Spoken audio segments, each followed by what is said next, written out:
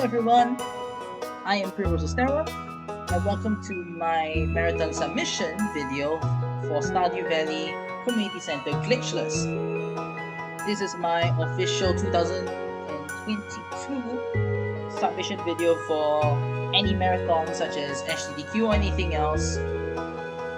And yeah, let's begin the run. So, mainly the first thing you need to know is that I am playing on a different version of the game. This is version 1.4. Therefore, you can see a bunch of changes, and the reason why we're playing on 1.4 I'll explain later. Second is that I'm playing on the forest farm.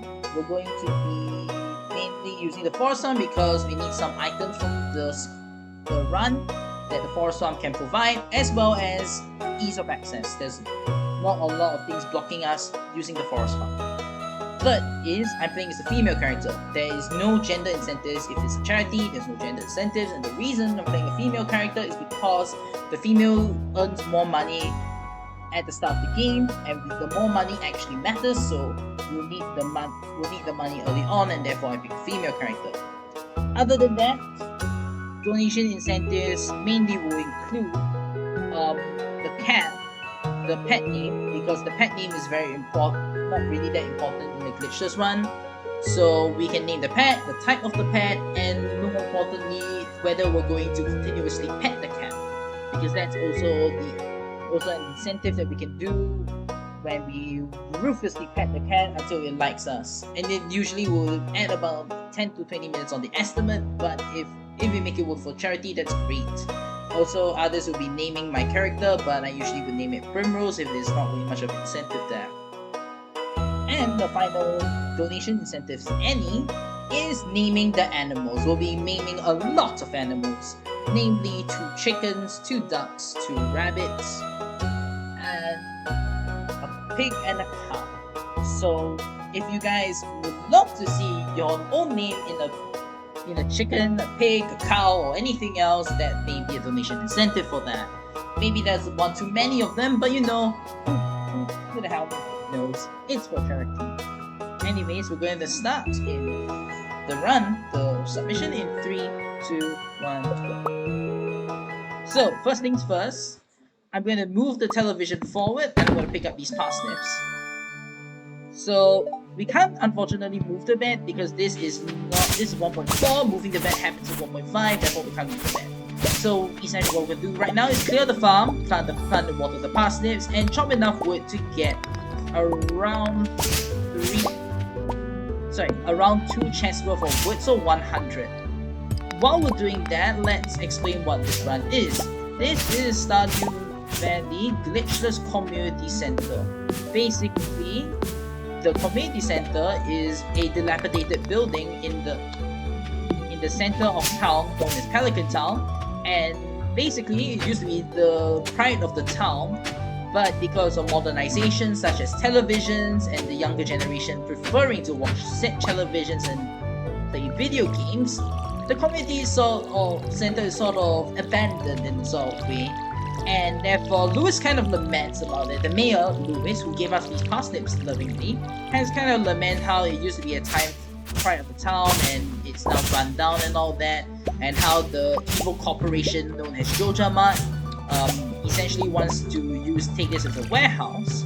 But we're not for that. We're not for the evil corporation known as Joja about that. And so, our job is to restore it. But how do we restore it, you may wonder? Well, we'll basically need to turn in items to these magical spirit creatures known as Junimals. And these Junimals will reward us for turning in such splendor and gifts. So basically this entire run is getting those items as soon as possible. Now you will notice this is a glitchless run. There was a run in GDQ. It was the first official Stardew Valley run in GDQ. We're really happy about that, where Old Moldy, basically one of our runners, showcased a glitched community center. And for obvious reasons, the glitched is much easier. It's basically renaming certain characters such as the cat, the dog, the pet that we get at the start, and the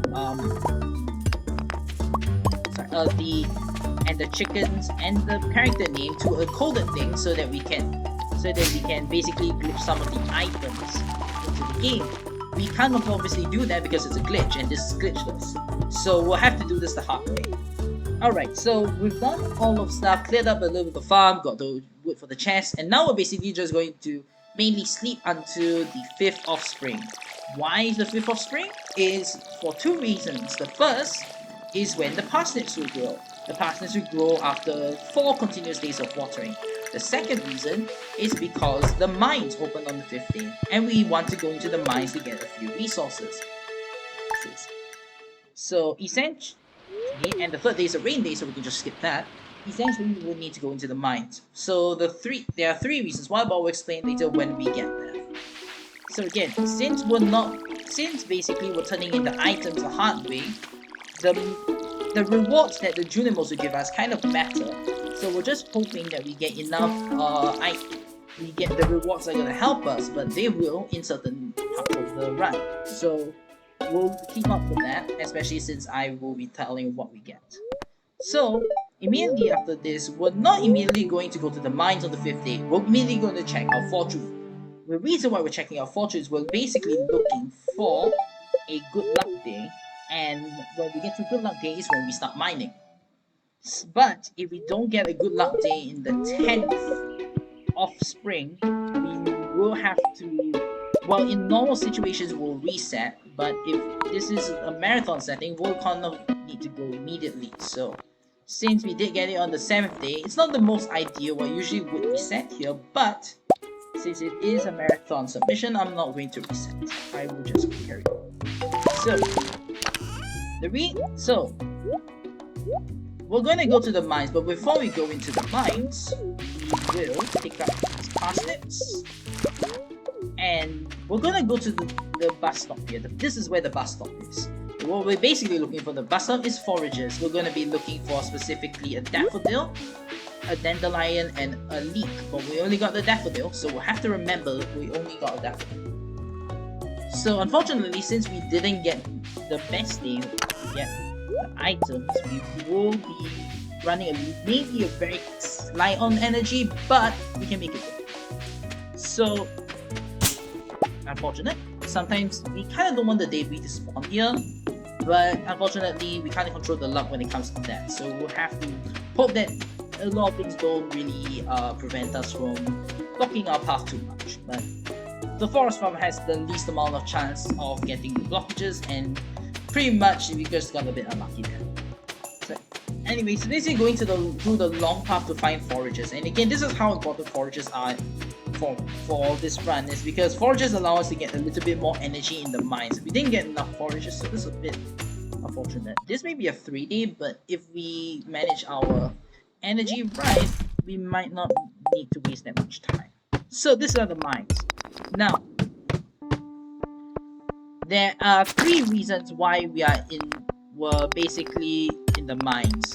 The first is we need to get to a lower level. We need to get to level 40 to be able to get specifically enough item to get the more rare and expensive items there. So that's one of the main reasons why we basically need to find ladders, and also another reason why we need the fortune idea, which I'll explain later. So I'll just these crates here. So yeah, okay. Oh yeah, I could have taken that, but it's okay. So the second thing is that we need resources. We need around 100 pieces of copper, maybe more, if we have the time for it, and 60 pieces of iron. And the reason why we need specifically that much is we need to craft specific things. It's a lot of crap.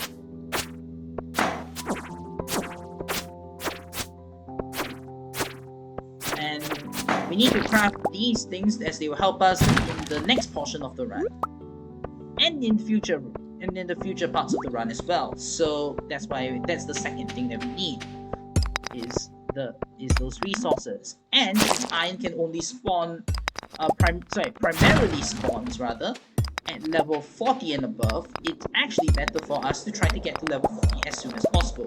Therefore, we will try to get there. So that's the second reason. The third reason is we need to get enough money. So we need to get around 2,000 gold, and I forgot the trick, but it's okay.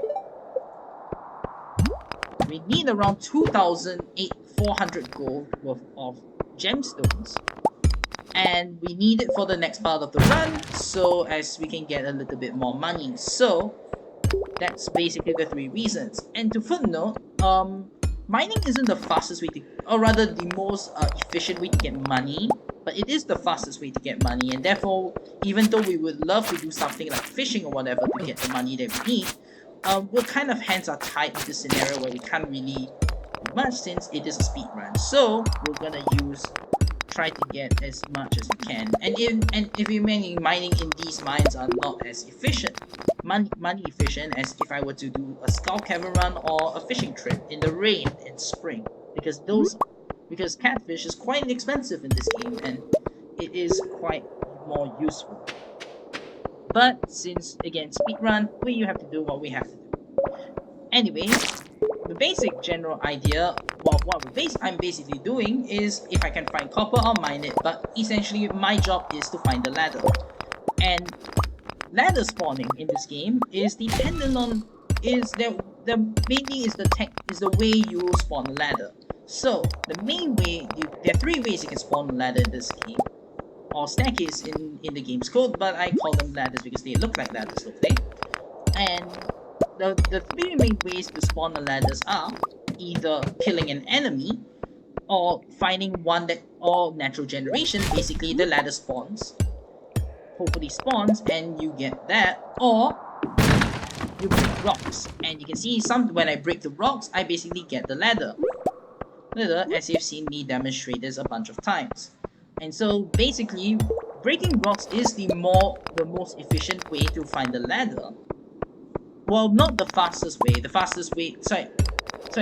is the fastest way to find the ladder, but not the most energy efficient way, because killing enemies doesn't take energy, because swinging your weapon doesn't consider itself as using up energy. But however,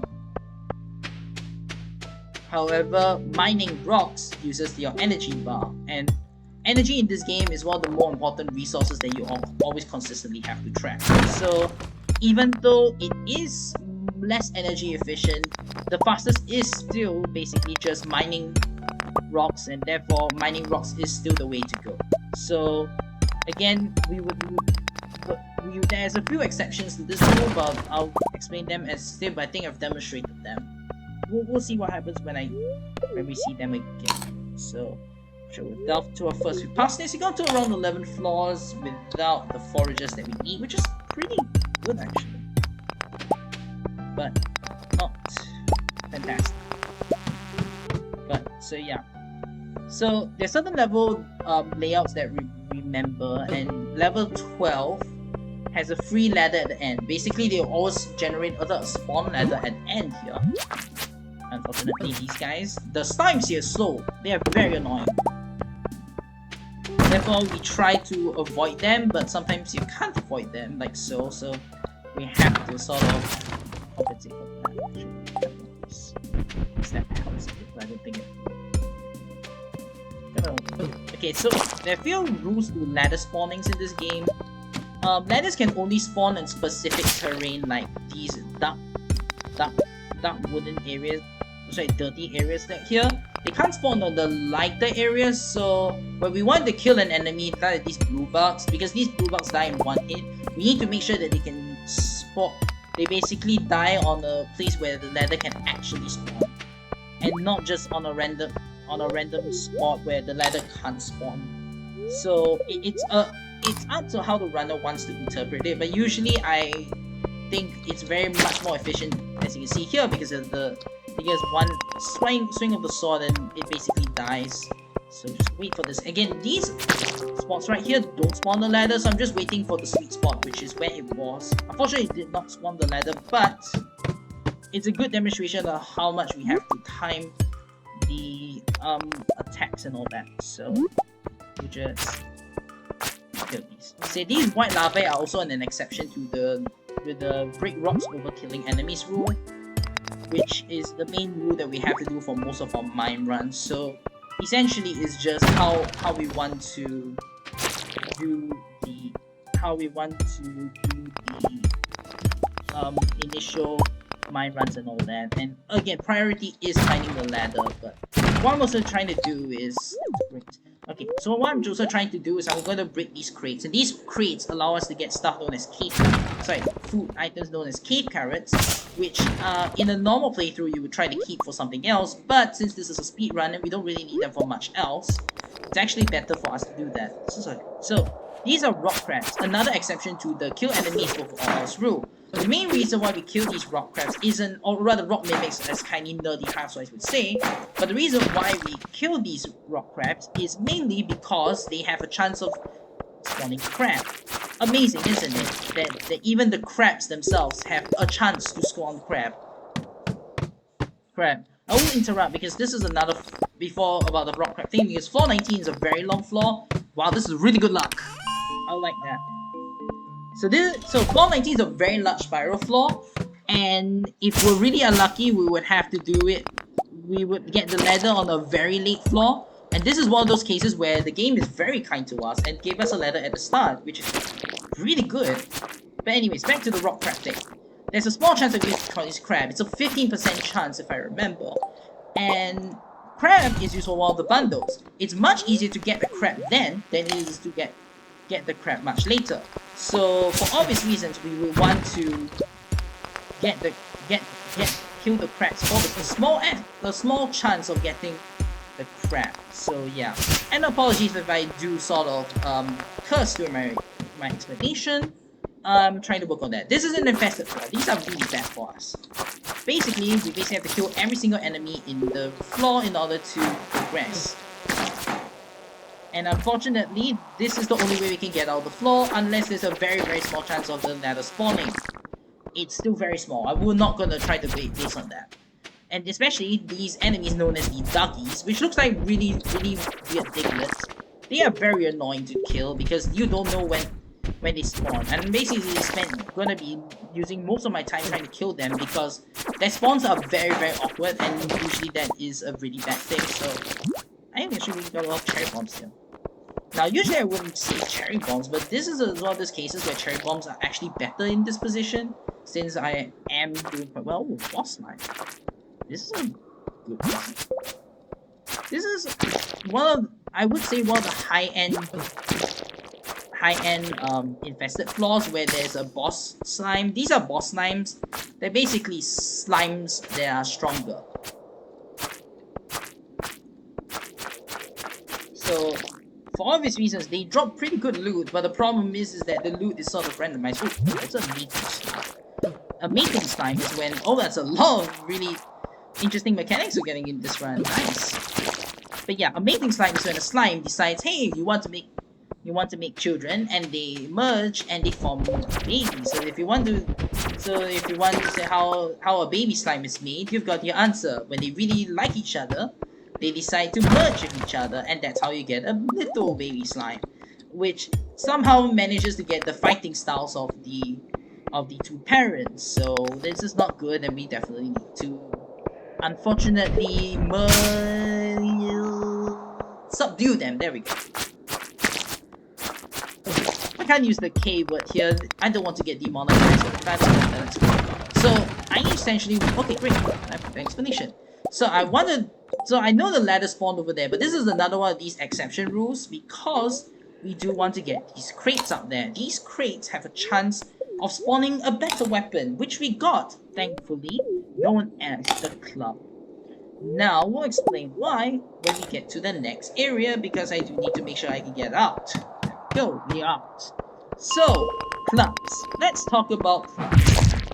There we go, I've talked about clubs. Anyways, jokes aside though, basically in this game there are a bunch of sort of quote-unquote glitches that are allowed. And one of these glitches that are quote-unquote allowed is known as the club's mem glitch. It's basically what I've just described here. The special for the club is very interesting. Is when I don't know whether it's called really a glitch because I don't think it was the intended use of the club, but it's now synonymous with it being in the glitchless run because it's not really coded as a glitch. But here's the explanation. So when you left click, spam right click and then left click on a club, you basically do a multi-hit like that. And in the multi-hit, you deal a burst of damage, which makes clubs one of the strongest weapons in the game with the club exploit. Now, in any case, it's a really interesting thing to know whether that was actually the intended purpose of the club, because we're still trying. I think it's still kind of a grey area when it comes to that, but it is allowed for the speed run. And hey, I do like the club, so it's not like I'm missing out on anything. And yeah, that's basically the club in itself. So you can see here, I right click and spam left click, and bam, all the enemy's health bar is eradicated. So this is a good time to get a few donations in. I usually will have a commentator that will basically comment on the run, but since I'm basically doing this on a school day, all my friends are currently busy, so unfortunately you're just gonna have me for this run. So I got a little bit more time, I think. We're gonna try this, but if we do get the ladder immediately, I'm just gonna go. And there we go. So this looks like a 35, which is pretty good, considering our start wasn't the best, and we actually managed to hit floor 30, what looks to be a floor 35, which is really good. Not great is we don't see a ladder. So these are the dark floors. I'm pretty much not sure why they named these the dark floors, really, because I have been speedrunning this game for a while. I don't know why they call this the dark floors. That's unfortunate. Yes, but what basically is that the dark floors here are essentially quite dark. So what you're basically gonna see me do is basically after I left immediately right click to try to get down to the lower floor. And usually that works to a certain degree. But the problem is that since it is kind of a three blind mice kind of situation, it's a bit difficult to get through. It's not good though. I might knock out here because I don't think I have enough energy. I said it might be a 35, I didn't say it was a 35. Because looking at the time right now, I'm pretty sure I don't think I have enough time. So I'm just gonna conserve my energy stuff and then hope for the best. Yeah, I'll take a 30. It's not the worst, but we haven't delved that much in. Alright. So what we're gonna do is we're gonna search for another good luck day, which is today. So before we do much in the good luck day, we'll explain what I'm gonna do essentially. So this, we don't have a lot of money, which is a bit of a concern, but we should be still sort of fine with other things. So what I'm gonna do is I'm gonna do a tech that I usually do as a marathon safety, because the dark floors scare me. Therefore, I really need this. This is a recent tech that I found. It does waste a little bit of time, but I'm pretty sure I waste a lot of time anyways in the mine, so it's not really that big of a deal if I lose a little bit more time from that. Sorry about the burp. Anyways, there's not much to do here. I didn't get the horseradish that I need to, so I need to remember in my head that I need to go and get that later on, so as to make sure I don't get that. So yeah, continuing on, we're going to go back into the mines and we're at floor 30. We're going to try to get to floor 40 today. It should be still fine to get to floor 40, especially since it's the best luck today. Oh, the ladder's right there. I'll go down. Again, we avoid the... Oh, nice. This is good. This is better than yesterday's, for obvious reasons. But yeah, usually we would prioritize going down the ladder because copper's not really the bigger issue yet. And where is it? I hear it. Here it is. So I was basically waiting for the bat to spawn. So yeah, do I bomb this? I'll bomb this. I don't really like bombing certain things, but this is one of those cases where I really need to rush to level 40 as fast as I possibly can, so bombing this seems fine. It's not the best, but I've never claimed that any strategy would be the best for the mines, especially the dark floors. Since the dark floors are pretty, for all reasons, I know I spawned the ladder there, but this is more important than the ladder now. Because again, we do need money, so getting this is basically just getting enough money for that. And yeah, the safety strat may not have worked, but it will work. It would pay off in a little bit. Shit about that. So I'm gonna move these guys out of the way or break this, and I'll just kill that. Okay. I think I will break that. And I will actually bomb this. Yeah. We'll pick up that topaz here. Probably just gonna... Yeah, I'll just pop the bat wings. We don't really need the bat wings. So yeah, that's all. Okay. So again, just trying to find the ladders as fast as we can. Hold right there. Yes, died in the wrong spot. But yeah, the rails here don't spawn the ladder. Ooh, not bad. I'll go for that. This should get us enough copper, but we do need copper later on in the run, and any reason for me to get more copper is still worth it in my opinion, so yeah. Ooh. You did a hard turn there, my friend, but I'm down. I'm down. In a weird term. But yeah, we got the ladders down. We are going to the level 40 time. Yay! So you notice I purposely miss a bunch of stuff. This is where I just that.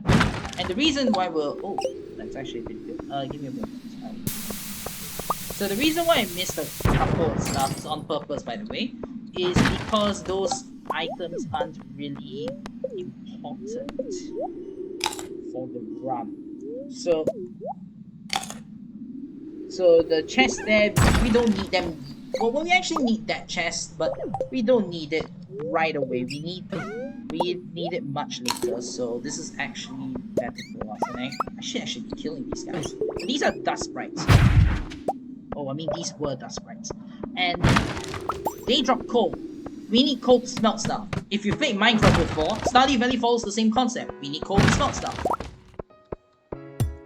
So the plan now is to basically get enough money, but you can see my money's actually not there yet. I can tell you my money's not there because I played this a lot of times. I can tell you my money's not there. But a receive marathon strat right now for me is to make sure I have more than enough money, and I will do that because I'd rather be marathon safe than have to do an entire thing all over again. It's not healthy to do. Okay, so I will bomb actually.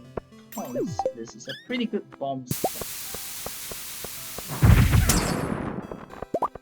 Did it not? If it did, that sucks, but what can we do? I think the iron is metal. But yeah, dust sprites have a 50% chance of dropping coal.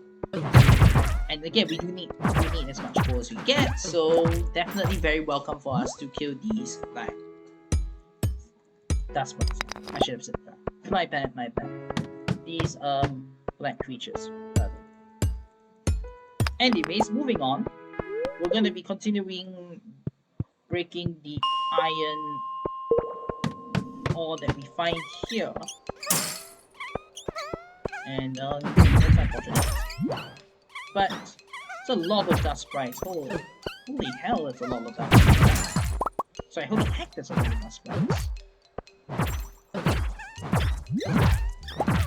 Okay, that's not really important, but it does give me a bit more energy that I should.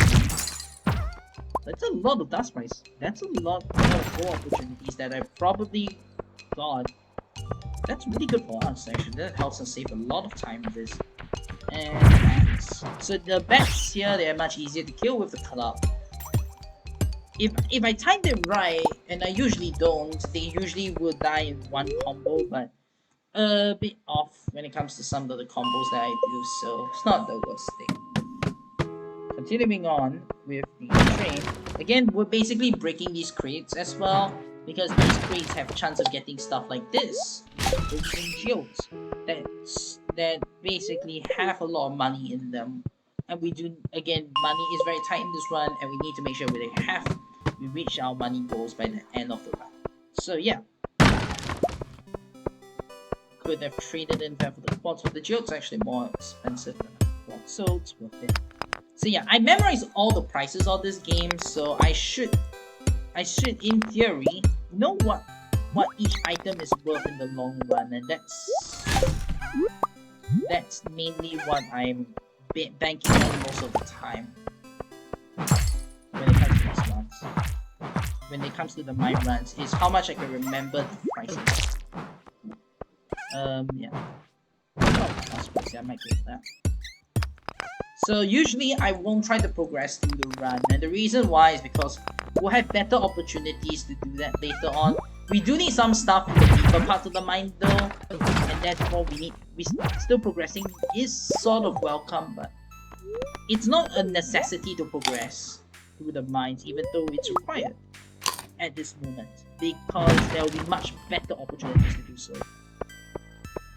This is unfortunate. I don't think I want to do that. So again, getting more money, getting enough iron. I am pretty highly short of iron. I'm pretty much 37 iron short. I went to the wrong floor. Something I found fumble fingers there. That was my bad. Okay, so getting more iron, and we'll make sure. Nice, frozen shield. That's more money. Okay, frozen tear. That's more money. So the motto with this is that's more money, because I need to make sure I get enough. So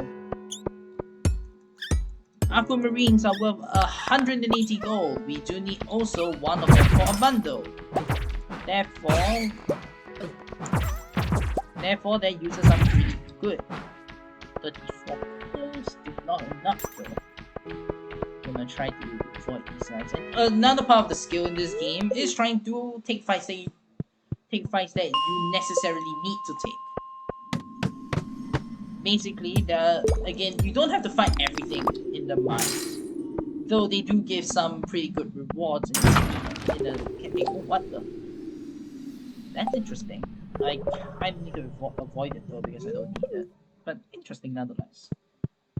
So yeah, that was basically refined quartz. We do need it later, but it's kind of unfortunate my inventory is full of useful items. I would have considered maybe exchanging it for something else, but since I really need the money stuff right now, and I will be taking something money stuff over that, it's not worth it in my opinion. Okay, so I'm gonna pick this up. Yeah. Yeah, we're still pretty healthy actually. Still pretty healthy, which is still pretty good. Get more iron. Okay, we are at 38 iron.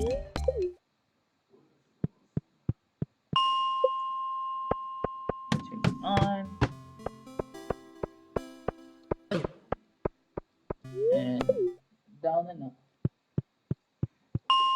So this is a good time for donations, but I'll just go replace the good time for donations with some random chatter on my end, especially really fun things about the game and why I like to speak on this game. So what was this is okay. So I basically joined the Stardew Valley train quite late actually. Around where 1.4 was about to end and they were basically going to release 1.5 is when I actually joined the Stardew Valley community. Well, I didn't really think I would enjoy the game. I mean, initially my thought process was it's a farming game. It wasn't going to appeal to me, especially since I was like a very angsty person, just like, oh, League of Legends is the way to go for esports, and then all the good games and such, right? I was that sort of person. But I think when it came to when I discovered speedrunning for the first time, I thought I could speedrun pretty interesting games, and then they were really difficult. They were quite difficult about to learn, so I decided to just go for those, but never really found the game that I really wanted to speedrun. Until I started Stardew Valley, the first thing I did was I watched the Habbo play Stardew Valley, and or rather he showcased this GDQ run or submission video rather for Stardew Valley, and I saw the game. I was hooked. I wanted to try it myself, so I bought the game. I started the game, learned, wanted to play it casually first, and I was that was the best decision of my life. I enjoyed the game tremendously, and when it came to wanting to speedrun the game, I noticed the speedrunning community in this game wasn't really that big. Or rather, it wasn't really that well known like Super Mario or any other like any other game. And when I joined in, there weren't really many players in the community that I could basically do it. But it was such a good game. The community, even speedrunning or not speedrunning the game, were really welcoming of new players, especially since we enjoy the same love of the game. And in turn, I fell in love with what could be described to as a very fun style looking farm game. And I really love the development. Concerned Ape has been really integral in making the community what it is now. And I would like to say a shout out to Concerned Ape for making this game superbly awesome, and making me want to learn more and more about the game I'm playing today. And even then, I'm learning a lot of new things about the game. It's really weird. It's like you would think that as a speedrunner I would know everything, but even speedrunning community today are still learning more and more about the game, and it is such a wonder to me that such a small farming game could have that much could have that much love and care put into it as Stardew Valley has. So anyways, we finished our mine run. I'm pretty sure we have a lot of money locked in, so I'm pretty happy about our mine run, and that's good because usually my mine runs are, for lack of a better word, really insanely unlucky like 60% of the time. And when I usually do their good run, it is sort of there. So usually I would knock myself out here, but since I've got a lot of energy, knocking myself out would actually take a longer time than just walking back. So I'm going to walk back and basically just do some inventory stuff now, so as to make sure I got everything I need for this run. We do have all the resources we need. The only thing is that we do need more copper, but I think it's just a band need, so it's not the worst. So this is gonna be 300, 700. I might need more. 700. This is 800, 900, 1500. This is enough. Yeah, this is definitely enough. But I will be taking. I'm just gonna resort everything and make sure I've got everything. So this. Okay, yeah, this is definitely more than enough gold. I'm happy about that. I am very happy about that. I usually would never get that much gold, and that's it. But yeah, I'll take it. So store this, and I'm gonna do a bit of housekeeping actually.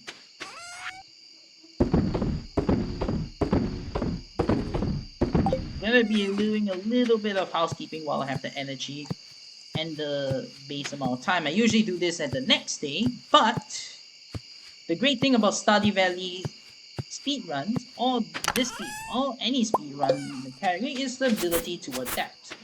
We're basically gonna do some other parts of the run at different times. And that's the beauty of it, is that maybe sometimes I do want to do something like chop wood in the middle of the night instead of the usual thing which I would do, which is knocked out.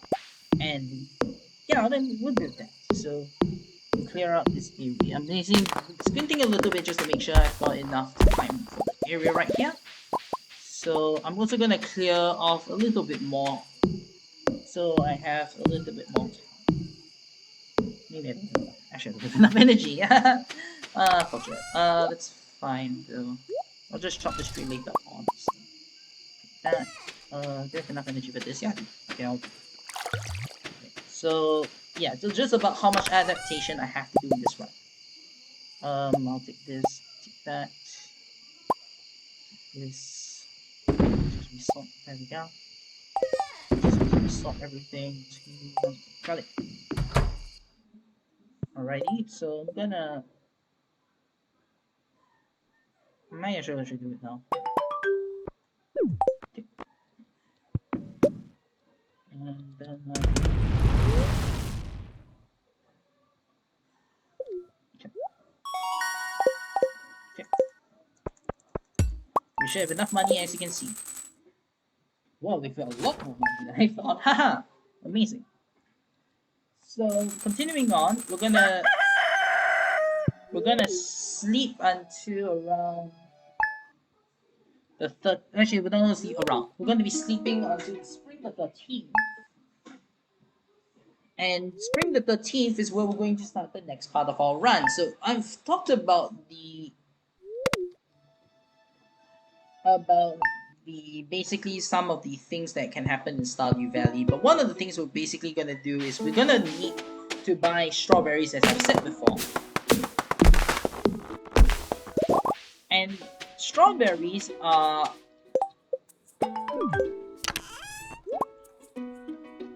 okay, strawberries are one of the most or rather the most profitable crops in the game. Sorry, one of the most profitable crops in the game, and the most profitable crop in spring. Hold on, let me think actually. So this much. Question is whether we really need 42 of them. Either way, I'll do it. Why not? And essentially, strawberries are one of the most profitable crops in the game.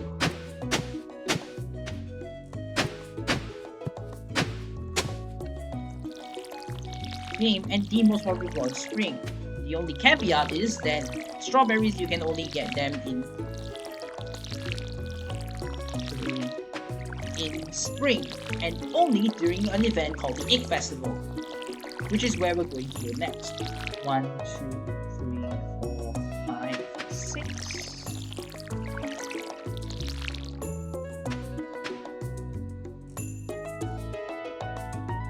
6. 1, 2, 3, 4. This is 2. I will do 36. Right. Okay. I'll do 36 because it's safer.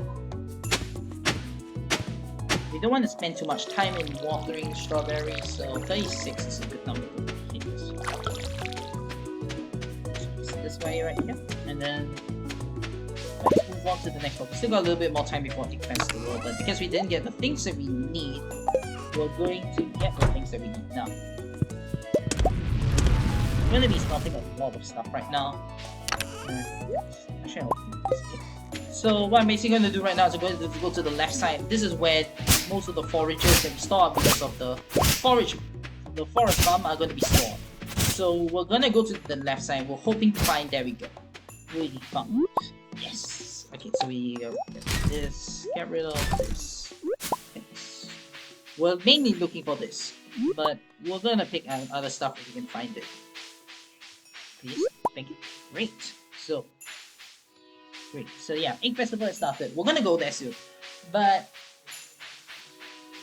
we'll basically need a couple of these items on the left, on the right. Yeah, left side. Oh my god, left. Sorry, I'm sorry with directions sometimes. Then on the left side, so we mainly needed a leek and a wild horse. Actually, we really just needed the wild horseradish. Actually, the leek is sort of an extra. And it's good that we got it, but we're just missing a dandelion. But if we get a much lower quality leek, I'm gonna use that instead. So yeah. I should have taken that. Got a little bit more time. The Egg Festival doesn't. didn't mean to watch that. The Egg Festival doesn't open until around... It closes until around 2, so we got a little bit of time to do some cleaning up and all that stuff. But in the meantime, we're gonna be basically just doing a little bit more foraging, since we get a little bit more stuff like this dandelion that we missed. So you know what the dandelion looks like now. We're gonna get a little bit more, just for safety. And yeah, we're gonna go to the Egg Festival now. So, welcome to the Egg Festival. A glorious time where we basically celebrate and we're gone. Wait, and we're just gonna buy this and we'll leave it. Sorry, we only can't do much about the Egg Festival. We might do a donation incentive for me doing the Egg Festival session. But it's a might, I don't really want to. So yeah, we got 36 strawberry seeds. The minimum we need to get is 28. But I like to get 36 just to be safe. Because being safe isn't the worst thing in the world, isn't it? So get a little bit of the safety strat here. More stuff there. So we're gonna be sleeping and we're gonna be basically doing a bit of tactical sleeping here. And yes, you heard me correctly. Tactical sleeping. We're gonna be waking up around the 16th, unless it's a rain day on the 16th. Or in the middle while we're trying to get 16th, in which it will just basically increase until it gets farther. So there we are, we're gonna start watering. So basically, we can split 2 days because strawberries take around, I believe the number is 8 watering days to grow, and we don't need, and they harvest every 4 watering days. I say watering, it's not it's because watering means that we have to water the plants in order for them to grow. So it's the main reason why we don't essentially like water. I could actually talk a little bit more, but yeah, it's the main reason why we skip those days, because we don't need those days immediately. So yeah. So now we're basically just going to smelt the stuff that we need to smelt, and there's the cat. So the donation incentive is to probably name the cat. And I will leave it up to whoever wants to do that, and we'll see who get that. So we'll adopt this cat. I named this cat Chonko. It's an inside joke among my friends. We like to call cats Chonko, but there is a original Chonko, and that Chonko is a little bit of it's basically a fat cat in my friend's boyfriend. I wouldn't say really, it's my friend's boyfriend's apartment. Then we lovingly call it Chonko because that cat is, well, he eats a lot, and he's also is a bit of a pest to mainly other cats and humans. So in light of that, I decided to name the cat Chonko just to appease to the gods of any Chonko out there. So essentially, that's the main history behind that. So yeah, if you're thinking of some Eldritch God thing, I'm a bit sorry about that. To disappoint. But again, I didn't really get the best luck, so we have to water a lot of these, unfortunately. But it is the good incentive to basically call for that as well. So nothing much to say here. We're just watering the strawberries until they grow. So this is a good time for other donations, and we'll just substitute this since there is no marathon with more enjoyable by time in this game. So I started basically since running the game mainly not really professional, mainly just casually, until I decided, well, I really want to at least post up the time, and I did so. My first initial time was horrible, I'd say. It was 4 hours and 30 minutes because I made so many mistakes. But my second run was much better. And my PB, which was my third run, was my PB, is one of the better runs, I'd say. I'm really proud of that run because even though I made my mistakes in that run, that was a run that I can say, hey, I did it. Yeah. So yeah. And I'm currently the author of the guide to the Community Center speedrun. And I've been saying that had to have a guide because it was such a really interesting run, but again, it's a run that has a lot of variance to it, so I usually like this sort of variance when it came to that, so I made the guide just for that reason, and hopefully it helps a lot of people with getting their dreams of getting this game down on lock. But it's a very difficult game to speedrun, I'd say. Because the first time I started the game, it was kind of iffy, I'd say, because there are a lot of things that were still kind of going on with the run, so pretty much, yeah. Actually, wait, I've never really explained why we need strawberries. Well, okay, strawberries! Most profitable crop in spring. So you know the first reason, it's money. But the second is not entirely like obvious, but here's how Stardew Valley works. When we basically do certain actions in the game, we basically get skill experience. And skill experience determines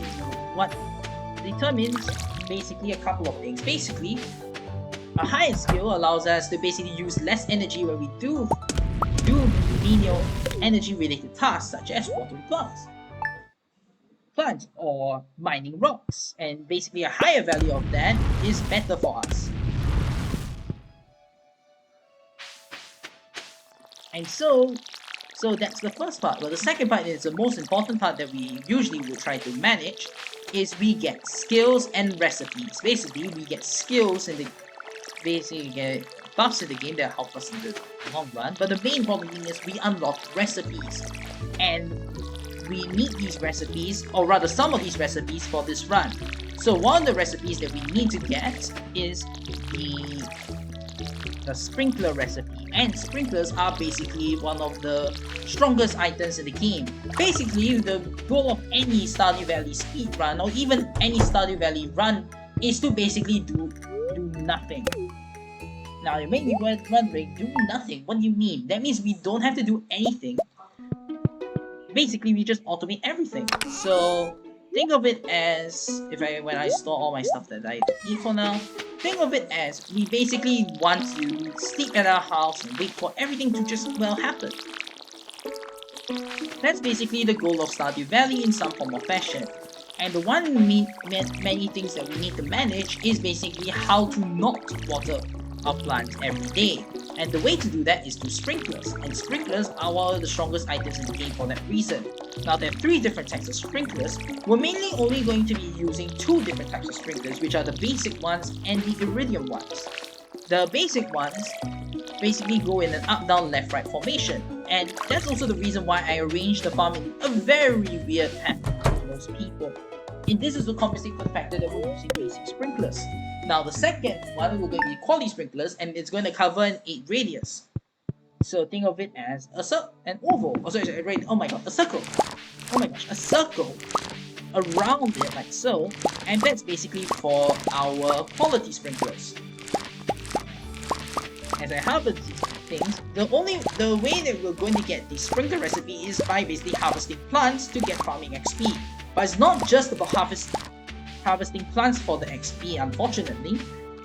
There is another thing that we need, and it's the resources to craft the sprinklers, aka we need 1 iron bar and 1 copper bar.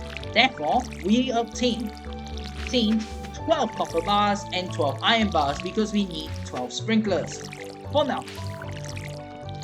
And therefore, we're going to be using the sprinklers to do this. So what you're going to see is that after I harvest the strawberries, we're going to get the sprinkler recipe. We don't get it immediately off the bat once we reach level 2. We get it on the next day after we reach level 2. So as you can see, we're going to sleep, like so, with our strawberries in tow. And then we'll pop up that will say, hey, you get level 2 farming, like so. Now we're going to be crafting our basic sprinklers. Now I could shift click this, but it doesn't really matter. Next thing we're going to do is we are going to place the sprinklers. We're not going to water the plants today because we don't need to water the plants. But we'll place those sprinklers down like so. Like that, and one over there. Now we just place the sprinklers and let our machinations run wild while sleeping. So they we're going to be sleeping until the end of spring. And months happen in a 28-day cycle. So 1 month or season is 28 days. Therefore, we will go into the 28th day and wake up and see, hey, we're gonna have a strawberries just before summer, where the strawberries, because of magic, will immediately wilt once it reaches summer, due probably to the intense heat. But I'm not a biologist, so I don't know. Is it a biologist or a botanist actually? My bad, I should have said botanist. So yeah, I'm not a botanist, nor am I Cody from It Takes Two. So I don't know how it works, even though I farmed for so many times. No idea? Okay. Alright, so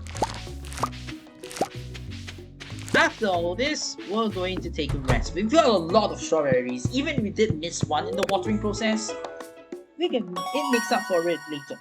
So yeah, we reach levels of farming. And welcome to summer. Now, first thing we want to do in summer is basically do some whole ground shenanigans and clear our farm a little bit more. So, you can see the strawberries have magically wilted, as I said before. And I really don't know how it works. I will ask a botanist probably. I'm not a botanist by trade. I only do engineering, so I'm not the best person to ask about that. Sorry guys. But back to this though. We're going to be basically clearing around the new sprinklers that I made. So you notice I only planted certain plots because I'm gonna do them later. But why didn't I do them on the previous day? Well, because during summer, when the season changes, regardless of whether the water is cold or not, the ground doesn't stay. Therefore, we need to manually open it up again, or not the entire area will be still covered. So that's the reason why I didn't do it on the last day of spring. I only did it right now. So even regardless of whether it was watered or not, it would still have a chance of despawning, and that's not something we want to take care of. So we just do the manual labor just once and once only. But if there are any plants, as you can saw, the plants stayed on it.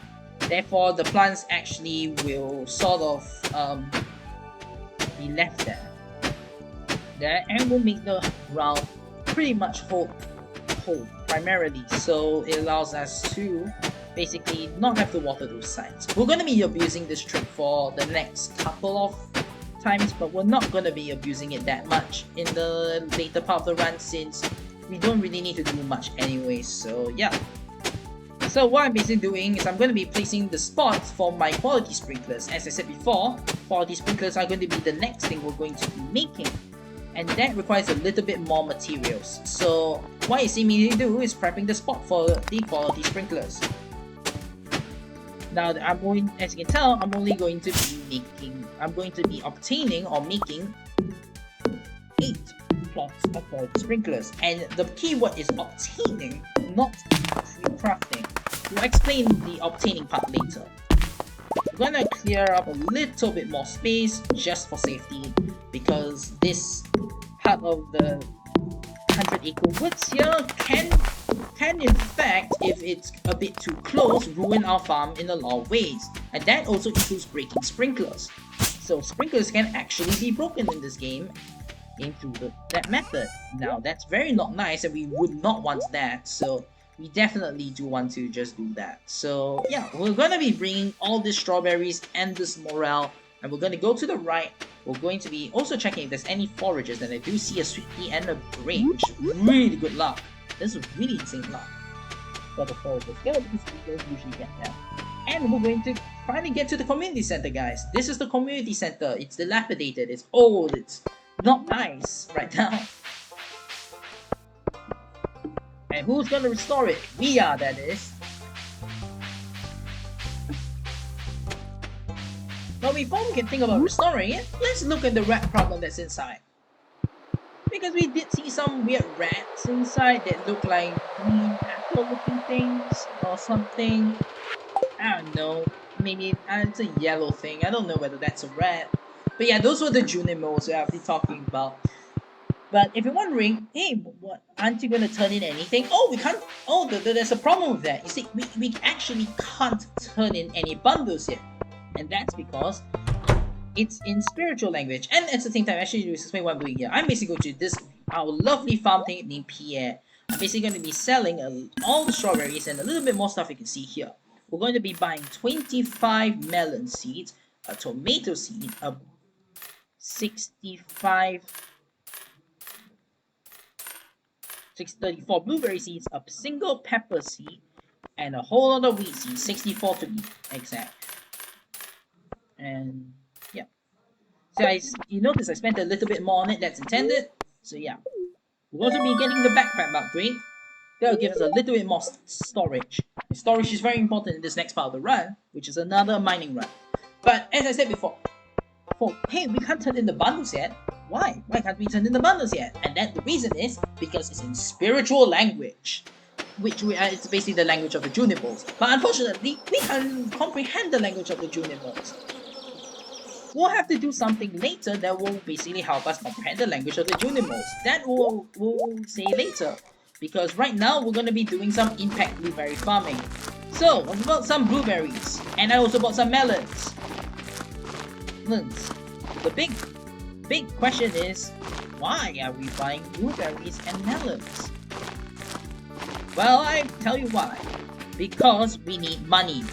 Well, this is probably just going to be the same exact reasoning for a lot of things. We need money, but realistically, we do need money, a lot of money in this run, and therefore, since we do need a lot of money in this run, we basically need to make sure that we have enough money for everything. And therefore, blueberries are mainly used for money. But the problem with blueberries is that they don't give enough farming experience, and that's what the melons are for. Now, we also bought a ton of wheat. And the wheat is basically going to be used to cover the quality sprinklers area. Wheat is was one of the interesting crops in the game. But the reason why we need wheat is for two reasons. The first, bundles, because a couple of the bundles need wheat. The second reason is because it's a bi-seasonal crop, therefore we can have it in summer and fall.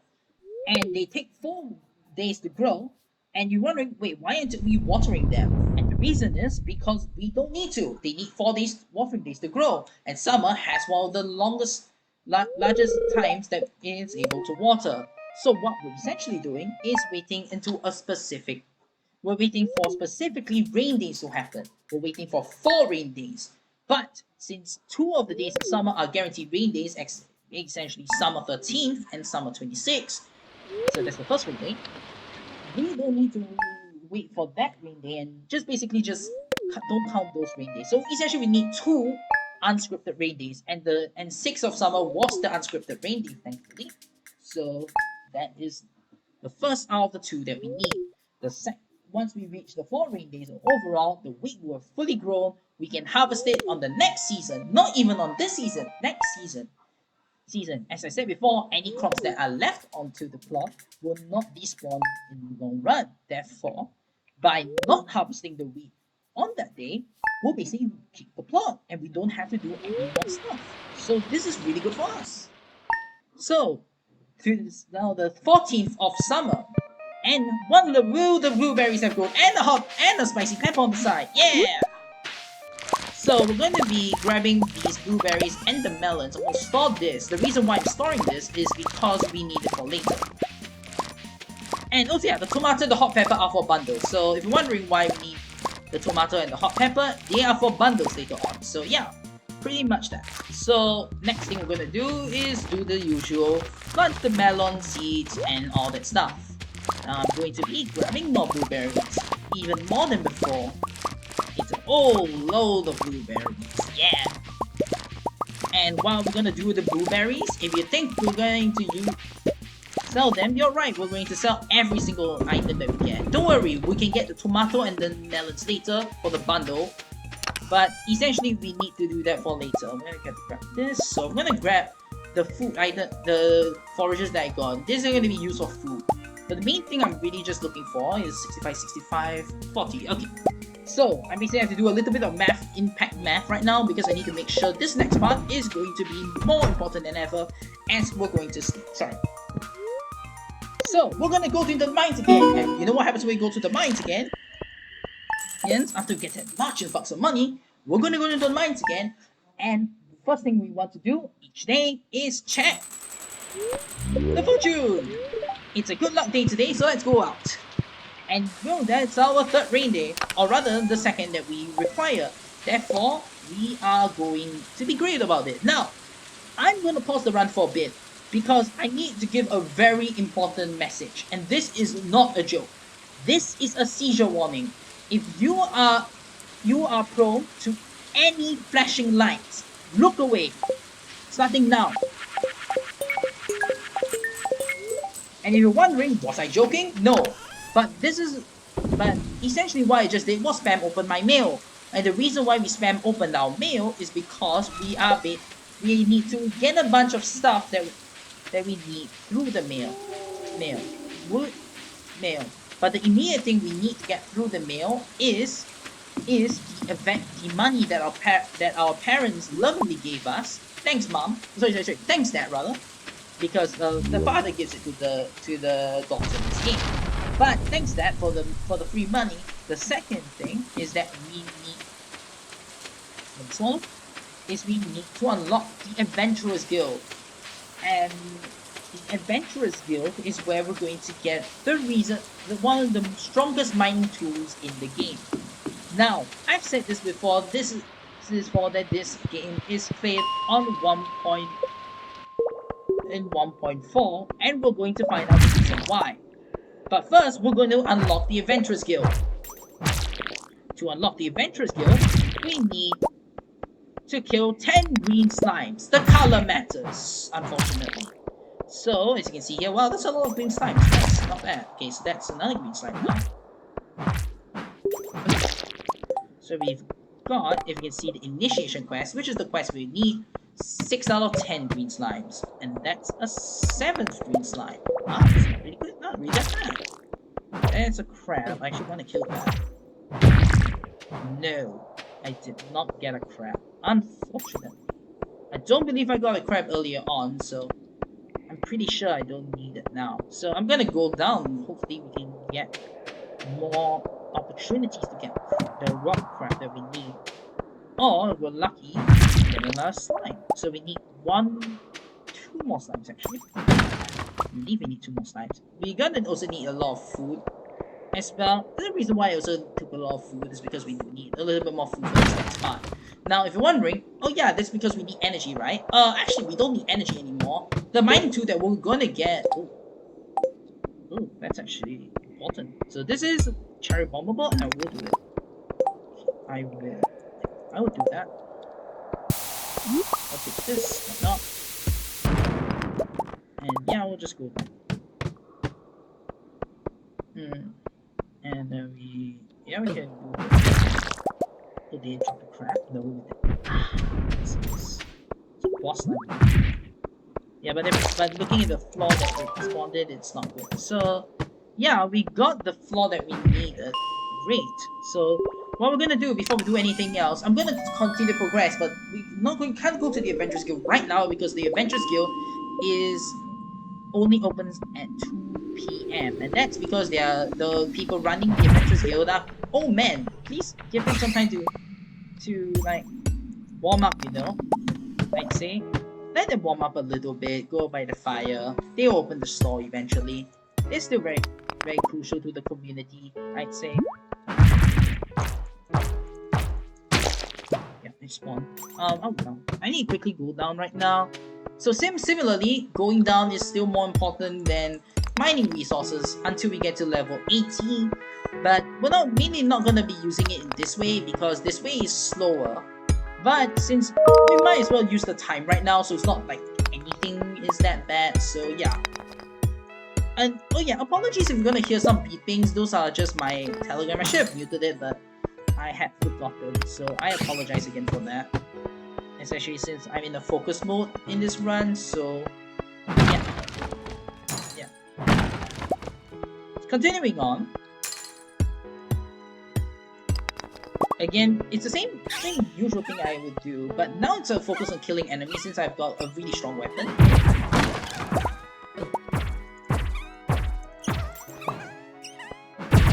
But again, it does the weapon killing stuff. Still matters where they die at, so I would need to make sure that I don't screw it over and kill them in a spot where the ladder can't spawn. So this is good, the ladder spawned there. So again, as the longer you play this game, you have that sort of acumen to know where you can yeah, that's great. That's great. I'm gonna get this. The reason why I'm getting this is because it's a pretty strong piece of gear for where we're going, so I'm pretty happy about taking that. There is a better... Okay, dodge this guy. I prefer really just not with this. And again, I will also be having a focus onto money, because money is still sort of, it's not crucial in this part of the run, because we're gonna get a lot of it, but I like to think that it's still important. Oh, a diamond. Okay, diamonds have a lot of money attached to them. 750 gold, I can't miss that. It's sort of a thing that we usually want to find. If we find a diamond, we take a diamond. This is really good run. I can tell you, this is a really good run. This is a really, really good run right now. Obviously, I'm also assuming it won't happen a lot of the time, but I like to think that with a bit of marathon luck, hopefully we can get good luck like this in the marathon. At least that's my dream. But yeah, we also still need to get the stuff for the bundles, but I'm pretty much got all the stuff for the bundles, so it's mainly just getting other resources that I need. Yes, let's go. So I'm immediately leaving. It's around 2 PM. We're gonna go and do the stuff that we need to. Before we do go, I'm just going to buffer the game a little bit by eating food as I walk, so I actually have a little bit more time, and just gonna buffer the game to a point where I just have enough money. Just have enough health for it, so yeah, not much to do. So yeah, this is allowed because there's not much you can really do about it, so yeah.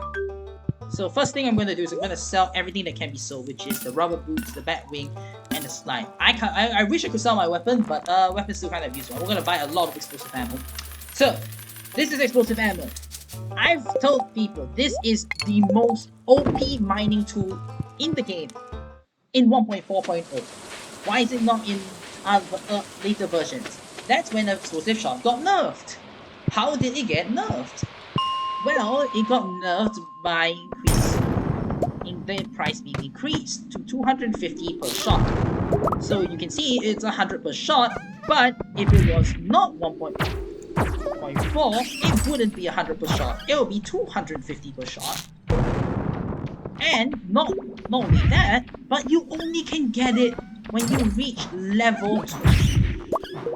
You only can get it when you reach level... Sorry, I need to pause here.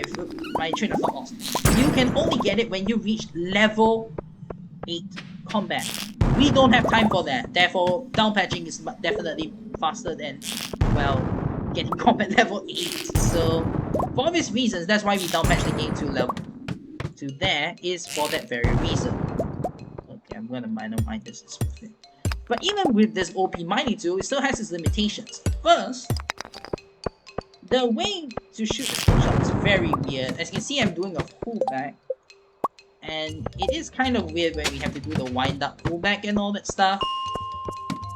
And also I skipped floor 15. No, that's not the worst. Yeah, usually in an infested floor, right now I use a staircase, but I didn't have enough stone for a staircase, unfortunately. But the good news is that we did get the lucky infested floors, in which the infested floor isn't really that bad. So I'm just gonna go through it, suck thumb a bit, and go through it. But I'm also making sure that the enemies are in the spot where the ladder can spawn, because that's faster. So yeah, back to this. It requires a wind up. As you can see, I'm basically doing that wind up right now, which is basically a speed shot right like so. And it's a bit wonky if you don't understand how the slingshot works, but with enough practice, anyone can do it.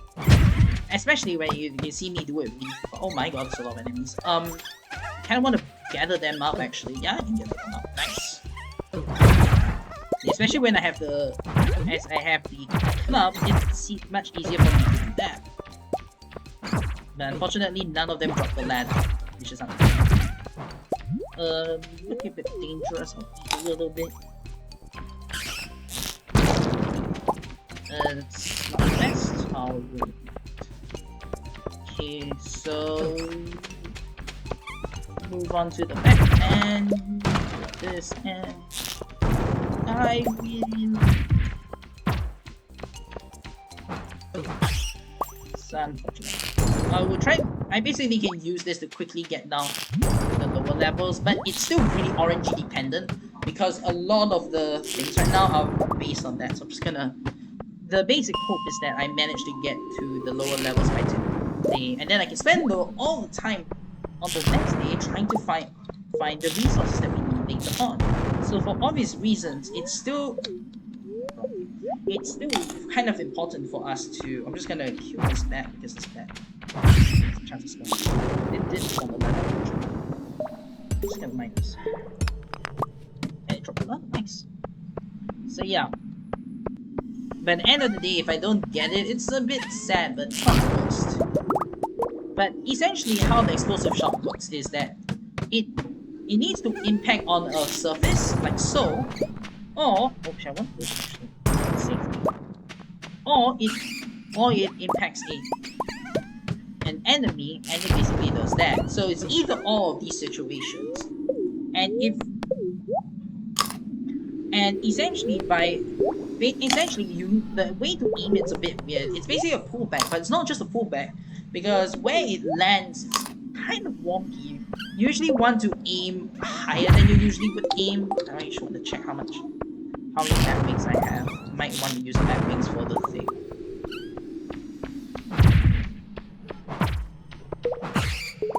So yeah, nice. Drop that.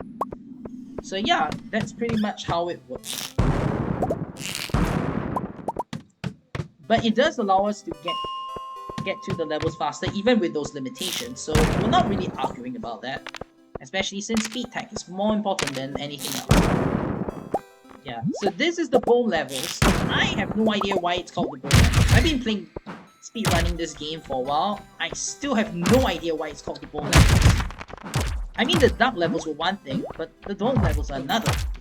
This is really bad. Okay. This is really bad. Okay. Yeah, I'm gonna have to do the safety thing and eat this. Especially when I can't afford to lose any diamonds. It's difficult, man. Nice. Yeah, these spots are a bit scary because I'm in a spot where I'm pretty much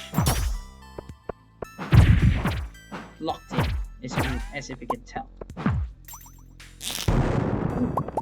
I'm just gonna die. Nice, you got this one. Okay. So, one of them means we need to kill. That was the goal, so it's good that we did it. Actually, I didn't really want the goal, to be honest. We got a lot of coal, I think we'll be fine. So I also need to make sure I don't try to injure myself, but I'm pretty sure I will injure myself anyways because it's for speed. So it's kind of important there.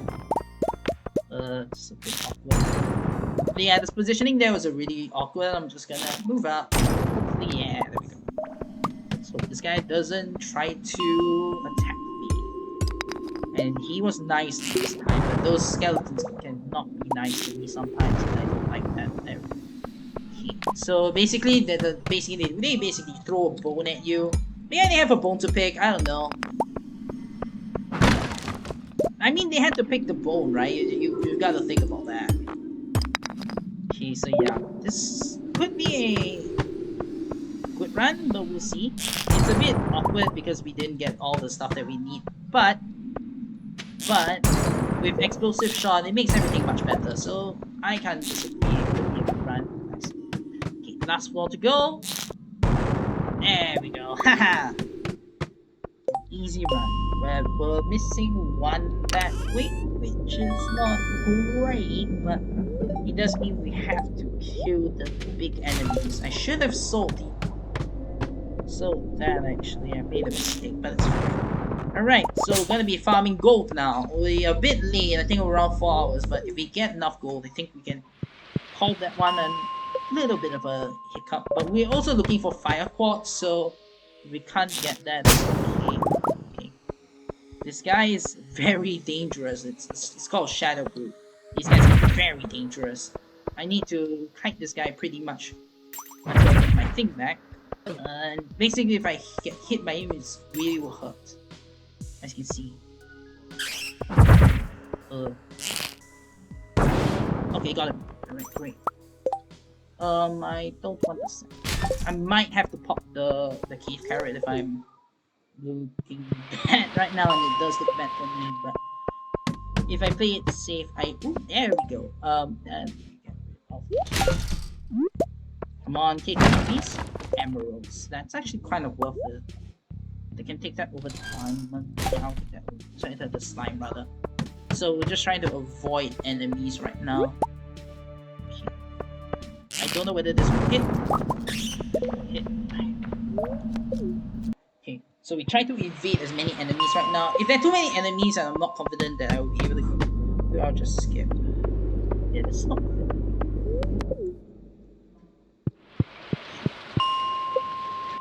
I do want to get a little bit closer to be safe.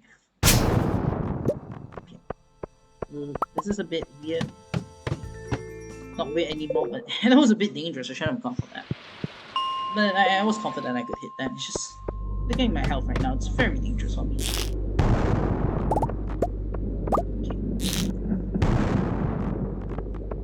Okay, I'm gonna attempt this.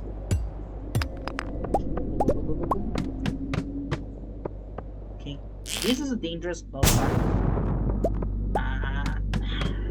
Alright. Okay, that shadow moves there. I'm not gonna go for that. Okay.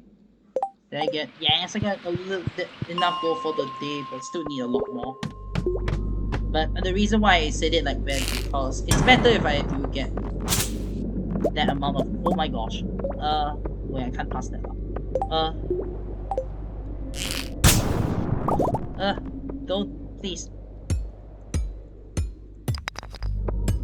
Come on, me. Okay, I get it. You. By the way, these are called metal hits. Okay. Oh, got it. Yes. Okay, got it. That was so nerve-wracking. Yeah, knocking out here is much better than dying to the mobs, because dying to the mobs I will lose a lot of stuff right now. But if I do knockouts, they're much better. Oh, the tree fell down. Okay, so I'm gonna be doing a little bit of inventory management now, just to make sure I have everything I need. So I need the fire quartz, one of the solars, the void, the cave carrot I definitely want to save. I'll keep the bomb for later. Okay. I have that. So there's gonna be a small while, a bit more donations please.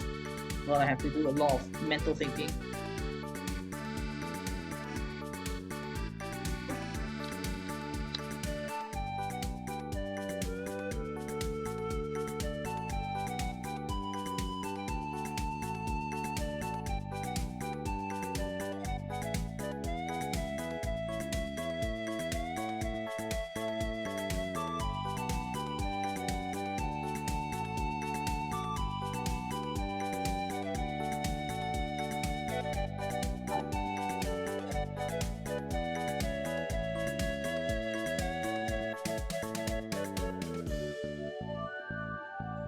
Okay, should be fine for the most part. I'll just store these things here in case I need. I'm sure we don't need a stone actually. For this. I just need one chicken. So the basic mental calculation I'm basically doing, just making sure I have everything for this run. I'm pretty sure I do, so sell everything I don't need, and then I'm just gonna grab all the stuff. These stuff are just to math it out, so I don't have to worry about it in the bomb for bomb reasons. So 65, 65, 30, 65, 65, 30, 65, 65, 30. So the numbers I'm basically reciting right now are the numbers I actually need, the number of the resources that I actually need. So essentially I'm just basically just reciting in my head, I need that amount, and we got a little bit of wood from the tree. So that's good. So we're gonna be doing the same thing right now. We're gonna go back to the mines and just do that stuff. We'll just grab this grapes just in case we need a little bit of HP. But we're not gonna be especially looking for forages, we're just gonna be needing one.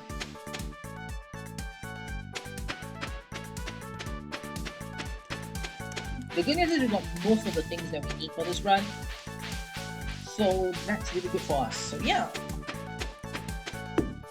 We just need a little bit more stuff, which are mainly just gonna be the remainder of the stuff from the mine. So actually it's supposed to be 60 40 actually. Need I remember. So we basically are gonna smelt a bunch of stuff. You saw me smelt just a bit of gold there, and that's gonna be the reason why we need the gold to smelt. So now that we have more health, I'm gonna take a little bit more risk to trying to get the stuff that I need. This is a bit awkward. It's a bit awkward actually. Yeah, I don't like that. I'm gonna go. I could go for it, but it's really difficult to say what would happen if I misstep here. I could have been slowed and stuff, and that's a ideal situation for me. So, gotta be safe and sorry. I'm just gonna go for the safe play. There's a gold there, but it's not worth it. Yeah, a little bit more gold. We need 6 more gold, and after that, we're just gonna go back to the safer place and hopefully get the other stuff that we need. This is a scary place. Mushroom.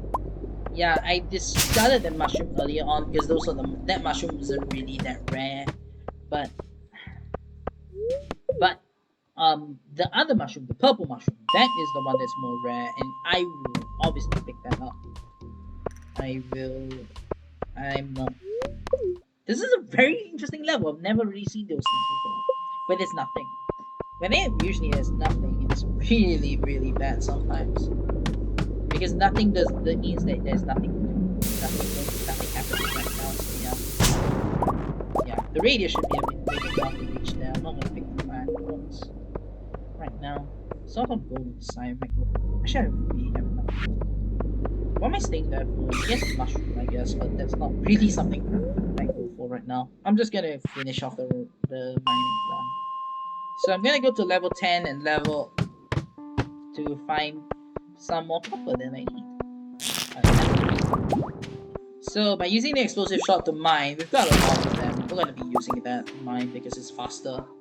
And also if I can find the ladder like so, it's gonna be much more worth it to go down in. Since level 12 is one of those levels that is a pre-made level, so we know that there will be a ladder at the end, so we'll actually solve it without resetting the level, which is good. Which is good knowledge to know, like basically when are the levels that resets and all that stuff. So yeah, that's pretty much what I can say. So yeah, that's up. Fortunately, it's not in a good spot, so I'm just gonna do this. We need a little bit more coppers.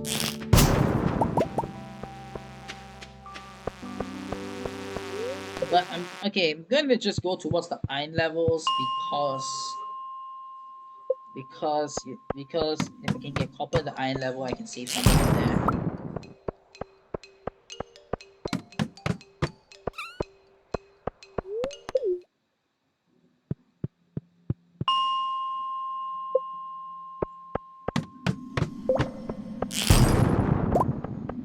So yeah.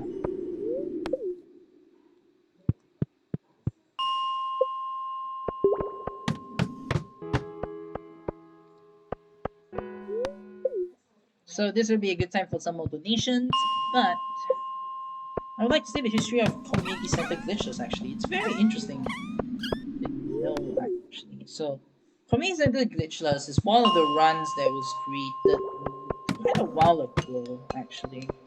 But it wasn't the most like famous run ever. Because there were a lot of runs that people actually played on, and it wasn't really the most popular of runs, since it's a for glitchless category. mainly. It's a very long run, and it requires a lot of endurance to pull it off. And wow, that was not the best showing of the slingshot there. That was my bad. Yeah, but yeah, essentially the issue of it was basically the main person who did these sort of runs was the Habu. The Habu is quite a legend in the Stardew Valley community. Not even just the speedrunning community, mind you. The Stardew Valley community reveals Habu quite highly actually because he's like the godfather of most of the speedruns that we do, and he's a great min-max runner as well. And that's yeah, essentially it's the reason why we it's a reason as well as to what how most of the runs came about is because of his hard work in making the things work, as well as the hard work of all the glitch finders and all that. So commemorate to them. But his hard work and all that has helped basically to make Stardew Valley speedrunning more one of the more enjoyable things. Especially since he's also one of the best runners in the in the game, even in a casual standpoint, he does pretty well in that sort of thing, and he's a great member of the community as well. But as as as such, there were and actually a lot of people doing the speed run. Actually, the only other people actually really doing actually there wasn't really anybody doing the speed run. And then when I came to the community and wanted to do this speed run, a lot of people didn't do it because it's quite a long speed run and they can't really get the tech down. And even then, there was not really a guide for the run actually. The guide for the run actually came actually really this week or rather the week that the that this marathon run has been submitted. It actually came out this week, and the person and I wrote that guide because there wasn't any guide available, so I decided to write the guide myself. And yeah, there wasn't even the Habu didn't actually use a physical like I believe he didn't use an actual guide for it, but I may be wrong as well. So essentially, it is one of the things that is really surprising is that I'd never really seen an actual guide for his run, or maybe he just remembers everything to heart. Which I don't know what's even more scary about that is that he actually remembers the run so much fully then. So yeah, that's pretty much gives you the run. It's basically we as a community really want I as a person really wanted the run to come to fruition, and I decided, you know what, it's probably high time someone actually did the guide for the run, and I did it. So yeah. So what I'm basically doing right now is I'm basically just checking all the what I'm basically selling to the shipping bin right now. So yeah, I almost sold the red mushroom. You could tell. I looked at it and I'm like, why am I selling the red mushroom? Yeah, so I'm gonna take this and this just for additional stuff.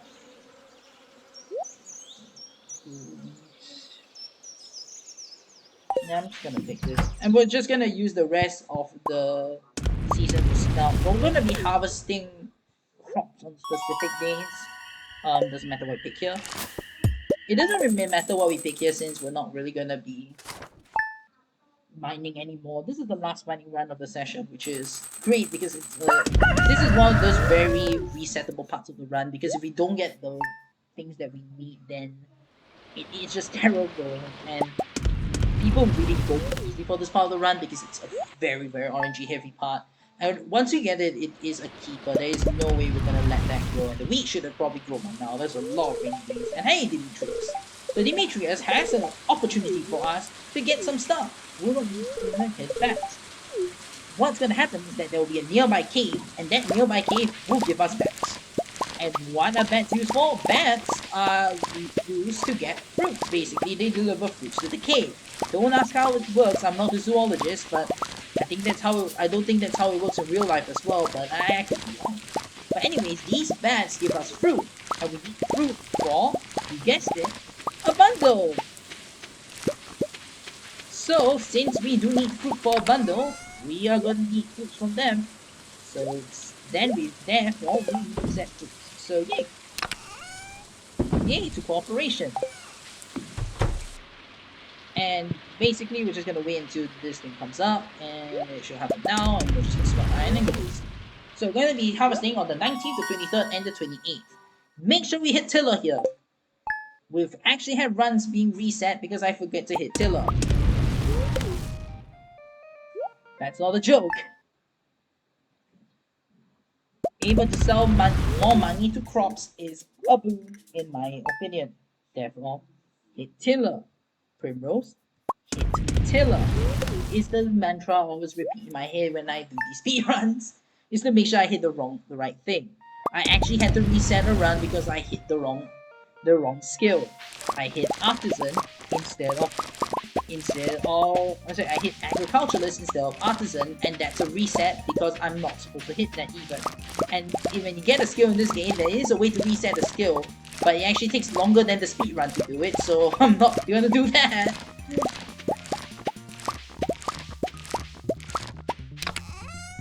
But yeah, this is a game I really cannot express how awesome this game is, because the community is great. It's really the inspiration for me to do this run, and pretty much it's really, I cannot stop talking about the community, but it is really one of the best communities ever.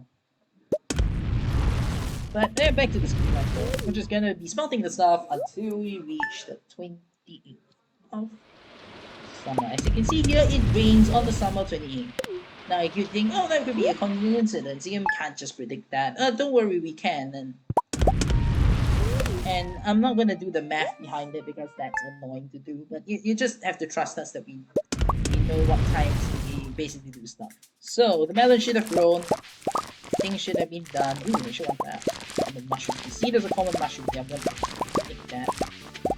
And the reason why I'm nicking that common mushroom is because common mushrooms are needed for a bundle, and I actually lost the run because I didn't pick up the common mushroom. So not gonna make that mistake again, and you know, it's a marathon submission. Gotta make sure I get that. Oh yeah, one of our melons died. Ooh, that's annoying. Actually, no, blueberry died. Oh, that's annoying. But we've made up for it in the strawberry, so it's not a big deal. It's just annoying when we have certain crops die because lightning, thunder, boom, boom is not nice. So yeah. And welcome to fall. You saw that we just unlocked the quality sprinkler recipe. That will be useful later on. But what we're gonna be doing is gonna be storing a bunch of stuff. So first thing I want to do, I want to craft the 7 quality sprinklers. This is why we need the required box one. I'm also getting a basic sprinkler. So basic sprinklers are is just for a specific part. As you can see, I'm going to place it here and just hold the ground. I said, hold the ground here. Hold the ground here. And yes, so what I'm also going to do is going to harvest the wheat. So we waited long enough. The wheat should be harvested soon. I'm going to clear this area as well just to make sure we've got everything done. And yeah. So this is going to be a part where I'm just going to clear the farm in the same design as usual, while also making sure that we got everything under control. So pretty much there we go. Yeah. So wheat. Grab the wheat right now. There's a chance for wheat to also get hay. We also need hay for a bundle, so that's good for us. So we're gonna store the 10 pieces of wheat here, 10 pieces of hay here for the bundle later on. We'll store the wheat. I almost forgot to put the sprinklers. Do that, we do that, and we do that. Now you're wondering, wait, did you just only craft 7 of the sprinklers? But what? Did you make a mistake? No, I didn't make a mistake. Okay, I crafted the exact number of sprinklers I need. We're just going to need to find the 8 sprinkler differently. And how? We're going to show you. So what we're going to do is going to store everything except for my pickaxe and my axe. So we're going to get that sprinkler now. Next thing we're going to do is we're going to take every single crop except for the wheat that we basically got. So the melons, the hot pepper, the blueberry, and the tomato, like so. Next thing I'm going to pick up is is we're gonna go to out here. We're gonna essentially pick up the quartz, the frozen tear, the earth crystal, and the frozen gem. And the fire quartz. Next, we're gonna pick up the solar and the void essence. That should be it for this. And then next, we're going to do is we're going to pick up a little bit more stuff. So let me just check whether I've got everything. We're just missing the horseradish, meat, dandelion, and daffodil. We can add a little bit more to that, but I'm pretty sure this is good enough for me. I don't think I want to stretch that far. In case we do need some extra stuff, we're gonna be doing that. So let us go. Where are we going? We're gonna see the wizard. Did you say wizard? Yes, wizard. I'm not kidding. We're gonna see the wizard in the magical land of Oz. But essentially what we're gonna be doing is we're gonna be meeting a guy who claims he's a wizard and he's going to give us a magical potion. And yes, we're not kidding, by the way. It's exactly what you think it is. No, it's not that thing. I'm just saying the story just exactly how I said it. It's not a euphemism or anything, but it really is. We needed to go down there. But in order to go down there, he would need to give us a letter. That's the reason why we opened that mailbox, isn't it? So I'm just gonna pick it up. Okay, so we just need. So we're gonna see the wizard, like so. And this is the reason why we needed to open the mail. And that essentially a lot of runs, not even just the community center run, but a lot of runs actually, they actually have people has actually lost runs for not opening the mail. Primrose, opening the mail. Okay, opening the mail, and I've seen it happen yesterday to one of the members of the community. Shout out to Black Halflings. And she lost a pretty okay run because she forgot to open the mail. So that was a bit awkward. But yeah, we needed to see the wizard there. He gives us this magical potion that allows us to comprehend spirit language. Oh, spirit language. Oh, I wonder where we need to learn spirit language. Welcome to the community center again, where the tablet, as you can saw, is in spiritual language. Or was it? As it turns into not spiritual language, as we're gonna turn in the first bundle. So we're gonna turn in the bundles as you can see here, and turning in the first bundle unlocks more areas for bundles. So you can see here, there are multiple areas where we can turn in these bundles. These are basically where the set bundles are. And so when we turn in the first bundle, more sets of bundles will unlock. So we're gonna be we unlock the first set, which is the spring forage bundle. Next we're gonna do the summer crops bundle. And doing the summer crops bundle allows us to get a quality sprinkler. Oh, who would have known? A quality sprinkler. Who would have known? That's the reason why we didn't need to craft the 8 quality sprinklers, because the 8th one is gifted to us by the Junimo friends. This is what we mean by how we use the rewards to our advantage. Last but not least, we're going to be finishing our first set of bundles. We're going to be finishing the boiler room bundle. And the reason why we're doing this is it's going to allow us to unlock a handy dandy tool called minecarts. And minecarts are very good in this game. They are essentially fast travel points. And therefore, we need those fast travel points. So what I'm also going to be doing is I'm going to be doing a sequence break. So what happens is you can see that the Juniper says, "We are the children that lost keepers of the forest" cutscene. And at the same time, what's going to happen is more sets of bundles are going to open, the bulletin board and the safe, on the vault rather. And during those times, I can actually move during those cutscenes. But only can move in a certain direction after. You only can move freely for a while until the game forces me to unlock in a certain direction. Hence, I sequence break the game that way. This is an allowable exploit. That's still fine. Because it's not an actual glitch. So let's move on. We're going back to the magical land of Pierre. By the way, support your local greengrocer. Don't support the evil Joja Mud people. So we're going to buy 115 pumpkin seeds, 1 corn, 1 eggplant, and 1 yam. Why are we specifically buying pumpkin seeds? Well, we need money. Pumpkin seeds. And a lot of veteran Stardew Valley players would actually ask, wait, pumpkin? Why not cranberries? So that's actually a good question, because this is actually important. Pumpkins, but for the people who don't know Stardew Valley, um, there's a this may sound alien to you, but I'll try to say in more layman terms to answer the people who know Stardew Valley not why pumpkins instead of cranberries. Okay, pumpkins are one of the best crops to get in the weirdly most profitable crops to get in the game, since they require evidently less time than cranberries to make. The thing with cranberries is that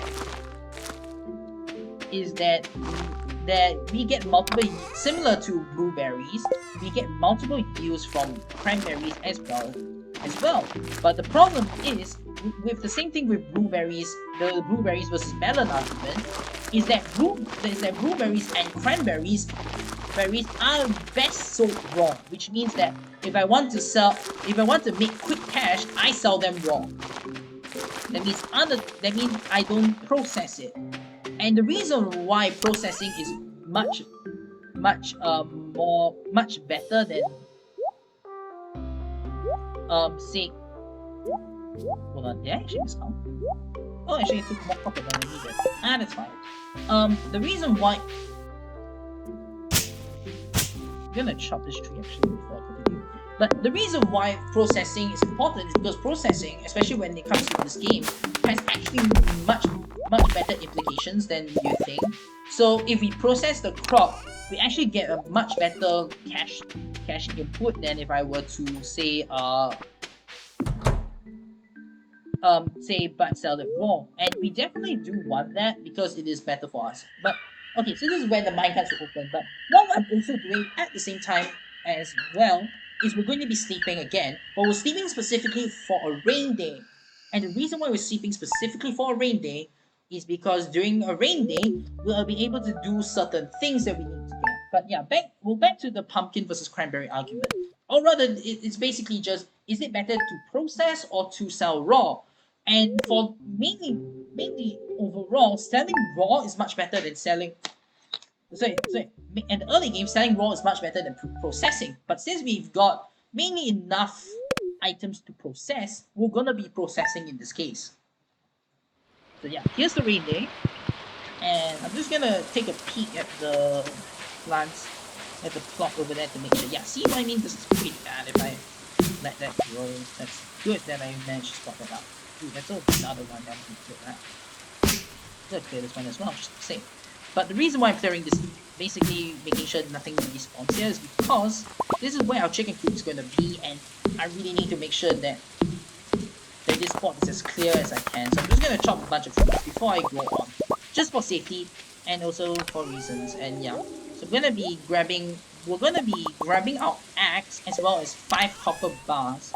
I believe all I need is a hazelnut, but I'll just check. Wild plum, blackberry, common mushroom. Yeah, all we need is a hazelnut. Okay, great. We don't need this thing. This is chanterelle. I wish we needed that, because sometimes it would be better, but I love chanterelles. They are awesome. Yeah, there we go. This is hazelnut. There we go. So that's this part of the bundle done. So we don't have to worry about that. Yay! But we're basically going to see Willy. How do we see Willy? We need to open the mail, and yeah, we open the mail. So that's also another reason why we open the mail. So I again apologize for the seashore warning, but it is still very important to know that opening the mail does work that way. So we're going to be doing a little bit of fishing. So, main thing we're going to be looking for when it comes to fishing. We're going to be fishing for specific fishes. We need specific fishes for the bundle, therefore we need the specific fishes there. But we're also going to try to fish for level 2, because level 2 is much better in this case. I'm hoping this is a sunfish, but if it's not, that's still fine. So that's not a good thing. So we're basically searching in the ocean for a sardine, a red herring, and a tilapia. This could be a tilapia, because it's shot up. If it isn't a tilapia, that's still fine, but oh, that's a sea crab. Ugh. But basically, we're just trying to fish until around 9. The reason why we're fishing around 9 is because 9 is where Willy opens, so we need to buy a couple of items from him. But in the meantime, we're gonna see whether we can catch the quiet fishes that we need. The main fishes I really want to catch are the sardine and the red snapper, because both of these fishes are better from more efficient to get than today than if I were to do tilapia later. That's sardine. Now for the red snapper. Or the tilapia. If I get the tilapia, that's still pretty good. I will take it. This would be a sea cucumber, unfortunately. So you notice that these treasure chests. Oh, there's a tilapia. Great. Okay, then save some time. Alright, so we're just waiting for him to go in. They'll do one more fish. So, just hold. Come on. I don't want to waste too much time at this. This is promising. This looks like a red snapper pattern, which is good. So, fishes have different patterns in this game. Yes, have different patterns in this game, and I memorize certain patterns in this game to a certain degree that I sort of know what the fish is before I even attempt to catch it. So that's how I sort of like know, hey, that's a thing, or hey, that's another thing. And yeah, that's pretty much how it works usually. So I'm also searching the beach for these beach forageables. We need that for another bundle, which is the one that we needed the crab for. But unfortunately we didn't get the crab, so we'll have to do a backup struggle. Anyways, continuing on, we're going to go to the blacksmith, and we're going to be upgrading our axe. We're going to be upgrading our axe twice. This is the first time we're upgrading our axe. And the reason why we're upgrading our axe is because we need to access an area called the Secret Woods. Now we're gonna woods. And we need to do so because we need to get certain bundle items there. So eat the shark soup, and we're gonna do some more fishing. We're gonna be fishing for, I believe 5 different types of fish. I may be wrong. 5 different types of fishes, but we really need 4. But we only can catch 4 at the very, 3 at the very moment, which are the shad, the catfish, and the tiger trout. The tiger trout, we have a time limit of 7 PM to catch. This is a shad item. It should be a shad. It's the only one right now. Walleye, I can catch it at 12. So this is a shad. So again, the walleye and the shad have very similar patterns. I wouldn't know until I'm in the midst of catching it to know whether I have caught it. So that's the main reason why I usually try to memorize certain patterns in order to make sure I get the fish that I need. There we go, it's a hit. And this is a catfish. Ooh, this is a very spicy catfish. Okay, so catfish, as you can tell, are one of the hardest fishes to catch. I would say the hardest fishes, but they're one of the hardest. Even in early game, even in late game, they are annoying to catch. I would have to hope that the catfish doesn't give me any trouble. But you can see there, that catfish gave me a lot of trouble, therefore I sort of kind of ignored that. This is a salmon. I don't need a salmon, but we do need a single fish for a bundle, so it's good to have that. This is a tiger trout. You can tell it's a tiger trout because it keeps on trying to duck down every single time it goes down. It's a bit awkward, but it should be fine. Yeah, I should be fine. Yeah, so apologies, I'm really focusing a lot because these are very difficult fishes to catch. Tiger trout, there we go. So you can see here, we basically in a low fishing level, which makes it really difficult to catch the fishes themselves. But for obvious reasons, I've practiced this fishing a lot, so I do sort of know how to catch the fish when it happens. But even then, it's still very RNG reliant, so we hope that we can hit the fish before anything happens. So yeah. So I'm also catching all the fishes that I catch, even though they're probably not the fishes I want to catch. And the reason is because we do need to hit level 2 fishing. So I'm just cutting my losses, like just catching every fish to a certain point. And I'm hoping that's a catfish. This is a very weird salmon, I believe. It should be a salmon. There it is. So yeah, as you play, if you play this game long enough, you kind of know what you're dealing with in a lot of the fishes. So yeah. Yeah, so this is another point, which is really, like, even the best players of the game, they still have trouble with fishing because it is still really RNG reliant. And we have backups in case we can't catch certain fish, but for obvious reasons, I really don't want to do those backups because they are much longer to do. But you know, if I have to do them, I'll have to do them. So this is a catfish. Something like that. So this is a really big endurance battle, as you can tell. It's a really random placement of where the catfish will move.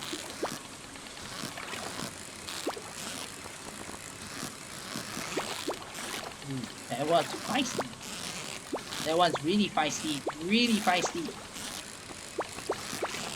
No, I don't know where I can catch it. No, hold on. I need real focus on it, yeah. Ooh. Yeah, this is a really tough guy. Yes! Haha! Got it. This is for the marathon submission. I'm hoping I can nail the first one. I'm usually fine with those. It's just you can see the immense amount of concentration that took. So yeah. I'm actually gonna check my fish. Actually, I'm just gonna train rod. Training rod. So yeah, we also bought a training rod. The reason why we bought a training rod is because training rod basically limits the amount of the types of fishes that we can get.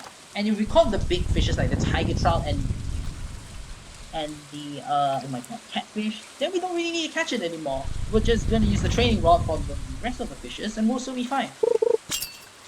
So we just need to hit a walleye, and we're hoping this is a walleye. This should be a walleye. I mean, I hope it is. It also could be a shad. They have some clouds there. So I'm gonna be catching a bit more fish. But we basically need to leave at around 4 because we need to catch the eel. And the eel is also, it's not the worst fish to catch. Actually, hold on, we can just move over there. Because we actually have level 2 fishing. Nice. Okay, I'm gonna look at my inventory a bit. I'm just going to sell a bunch of stuff. So I could get some space so we don't have to worry about the rest of the run for now. So, catch that.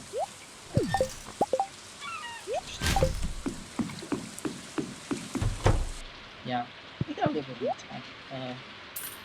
One of these. That. That. So most of the stuff I'm keeping, I think. We should have around 10 fishes by the end of the game. So I'm just gonna be waiting until you comes up at 4, so I'm just gonna check my fishing boat. So, yeah, there's so much I can do. Just gonna do a bunch of donations, but I can talk a little bit more.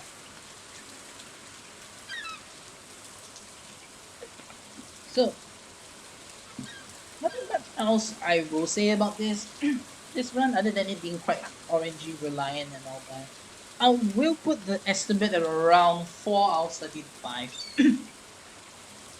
Especially since I'm not using the animation cancelling exploit, so it will take much longer. And yeah, I might as well talk about that. Animation cancelling is basically putting a bunch of inputs, and basically the animation with certain things like swinging your axe and pickaxe are cancelled in that sense.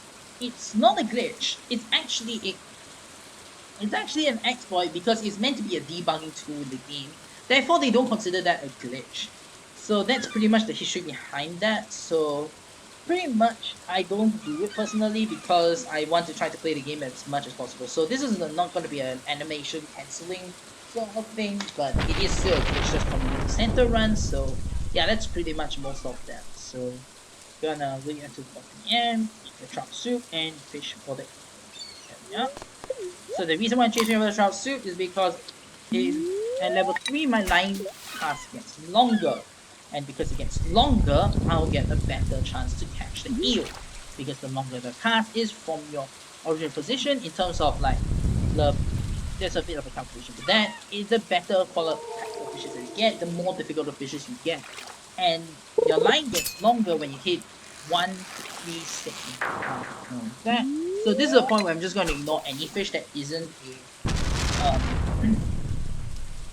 there isn't a oh my god, there isn't the eel, and I know what the eel pattern looks like immediately, so I don't have to. So I will know when I am going for the fish. So this is the point of the run where I'm gonna be mainly limiting the type of fishes I get. That's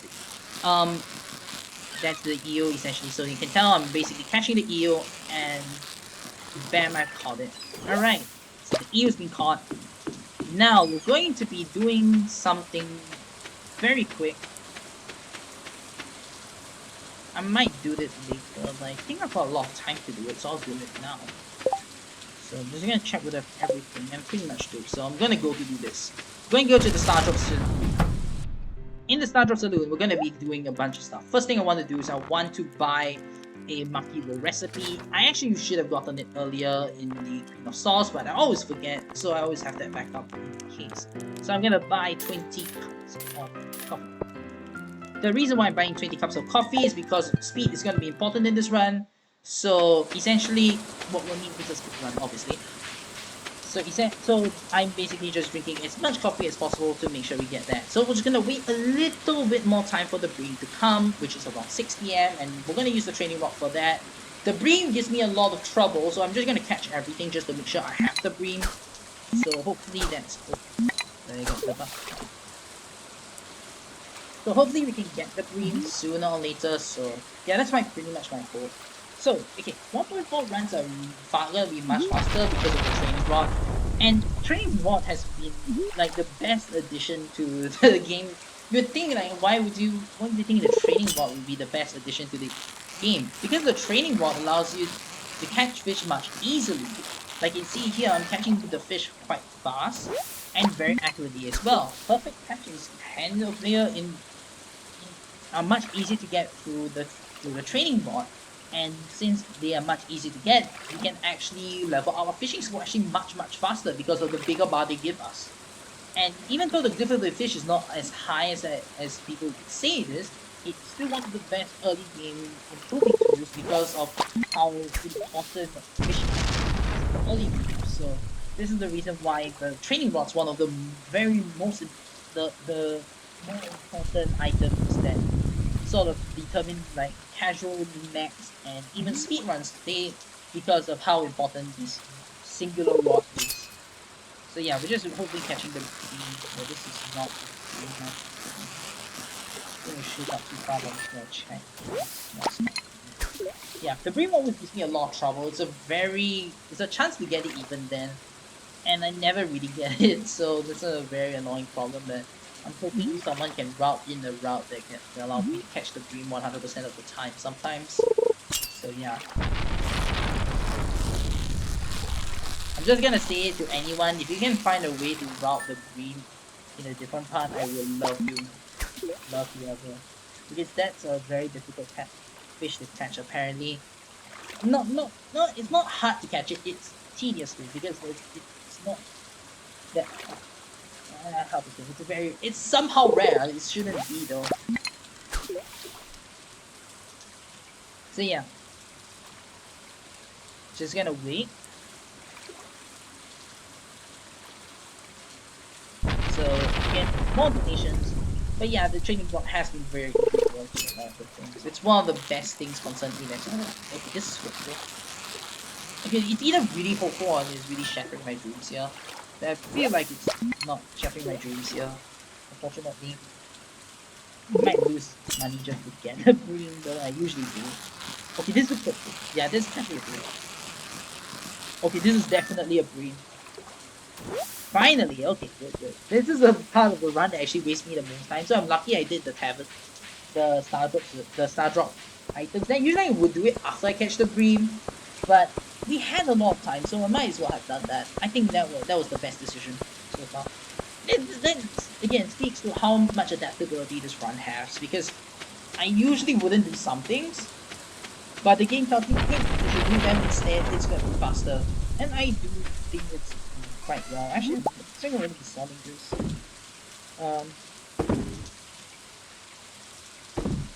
It's not that. Still do need one seaweed, unfortunately, because seaweed is one of the things that I got the console. That's fine. So we should have 10 fishes. 1, 2, 3. No, she 11 fishes rather. But yeah. Okay, so this is where the normal items go.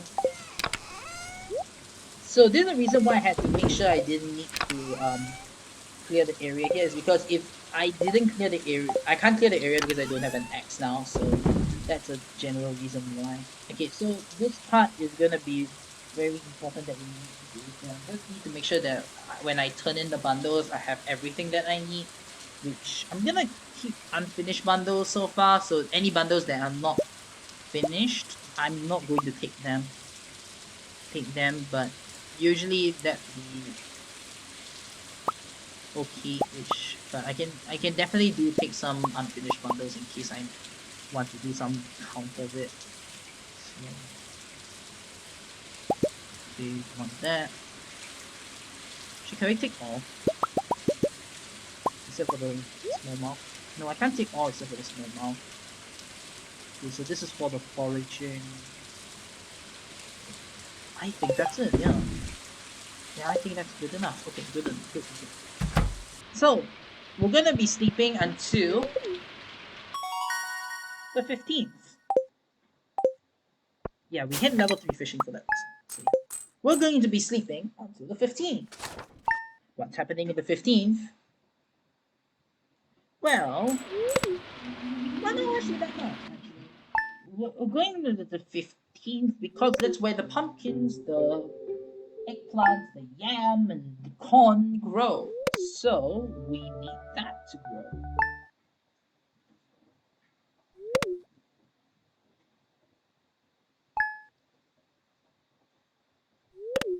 I'm honestly hoping I cleared enough of the farm. Because I saw spreading weeds and that. We'll only know until we see it. I'll just hope. Fingers crossed. 15th. Welcome to the 15th. We're going to be doing the following. I'm just gonna take a look. That's fine. Oh no! Lightning struck our plant. Unfortunate. Okay, yeah, it didn't really affect that much. But I'll have to clear that later. And there as well. So I'm gonna be harvesting 1 eggplant, 1 corn, 1 yam. Exactly 1 of each. And the reason is because we do need... We need to turn in the bundle for it. So 1 of each is better that way. So, I actually forgot to drink coffee. Damn it, I was forgetting to drink coffee. Oh my gosh, I am sorry guys. I always forget to drink my cup of joe every morning. So, we're gonna be going to the community center now. We're gonna be turning in a lot of bundles. It will come out in a flash. I just realized I have an extra shed for some reason. I should have sold that, but that's fine. Okay, so we're gonna turn in the shad, the catfish, and the tiger trout. And then we're gonna turn in that and that. Tuna for this, and then we're gonna turn in none of these. I'm gonna turn in the night fishing bundle, which is this. And then we get a glow ring. It's part of the night fishing bundle, but we don't need that. But I like to wear it just for an accessory. Next, we're gonna go to the foraging. To the foraging bundles, we're going to be putting in this one. Bam! That, exotics, and that one, and that one. Let's go to summer foraging. We're gonna turn this into the sun. And kabam! We got more stuff. And we're going to go over there. And we're going to turn in the fox bundle. And we're gonna need this. This is a bee house. For obvious reason, the bee house produces honey. That's the reason why we need the bee house. I really don't think there's a fancy reason, but you know, bee houses, and yeah, bee houses, yay. So we're gonna be needing the bee house, and the bee house again is used for honey, and we need honey for a specific bundle. So that's the main reason why we need that. So I'm gonna be, at the same time, just gonna be clearing some parts of the farm because some parts of the farm did get a little bit antsy on me, so I'm just gonna hope then I can clear that much. But I'm probably just gonna do it later on because I don't have my thing yet. So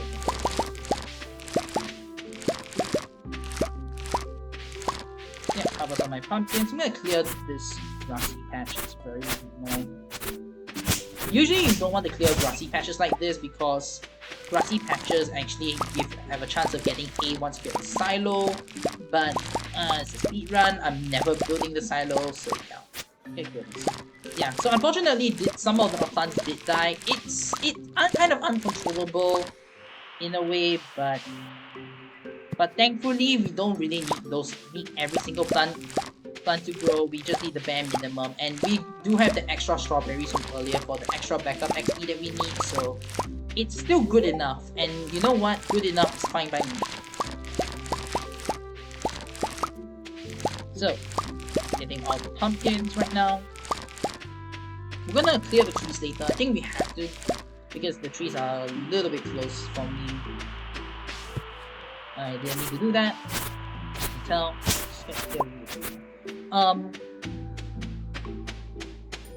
Next. Alright, next. I'm going to... might have to sell this wheat. Okay, so do that. So grab the wheat, and then we're gonna grab the pumpkin seeds that we need to cut. Sorry, just need to remember why I'm grabbing the... Actually, I need to keep the hay. Yeah, should be fine. So, one more Kappa Joe. I'm just gonna grab these actually, just in case I get strong one. It's a lot of forage for it being Monday. Oh yeah, I actually forgot to say it earlier on. Day of the week determines how much forage you get. So if my forage is on the... Basically it's from Sunday to Saturday is a week. So if it's the end of the week, you actually get more forage. So that's the base calculation you have to think of. So yeah, pretty much it. Alright, so we're gonna go to PN now. Gonna sell all the quality pumpkins for the week. I'm gonna sell around until 45 because 45 is a safe.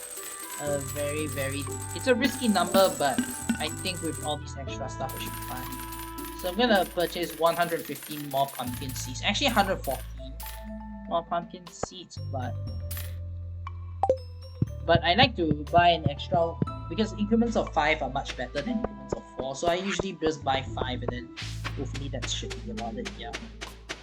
So yeah, let's go turn in some bundles. We're gonna no, oh my god, not turn in some bundles.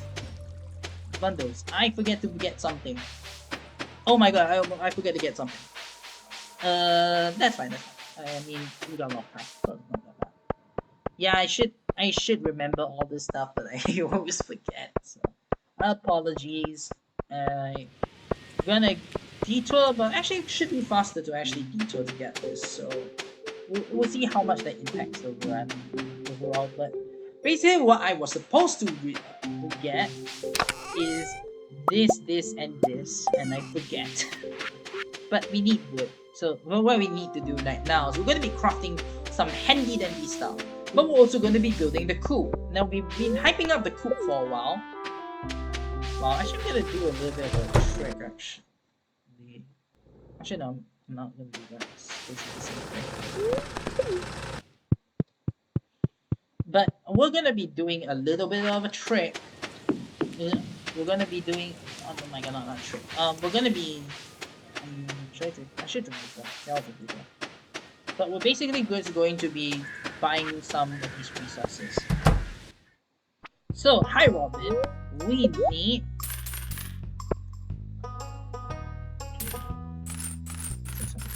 650 more.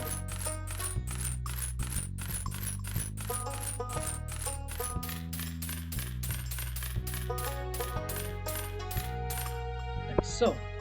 And we need 360 stones, so that's 80. So, should be enough. Next we're gonna do is gonna construct our farm buildings. We're gonna construct our beloved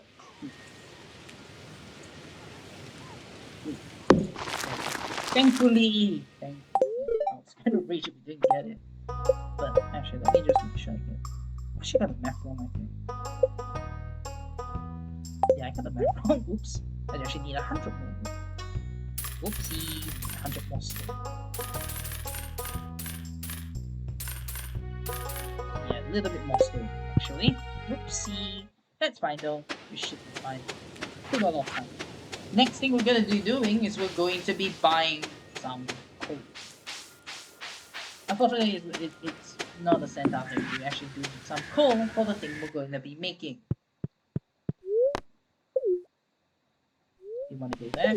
I keep on going to the wrong place because sometimes these long runs get to me.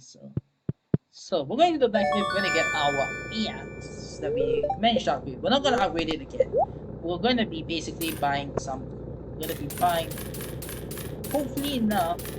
There we go, just enough for reserve jars. So these are the things what we mean by processing. They're basically different types of processing this game. But for crops, mainly crops, we have preserve jars and kegs.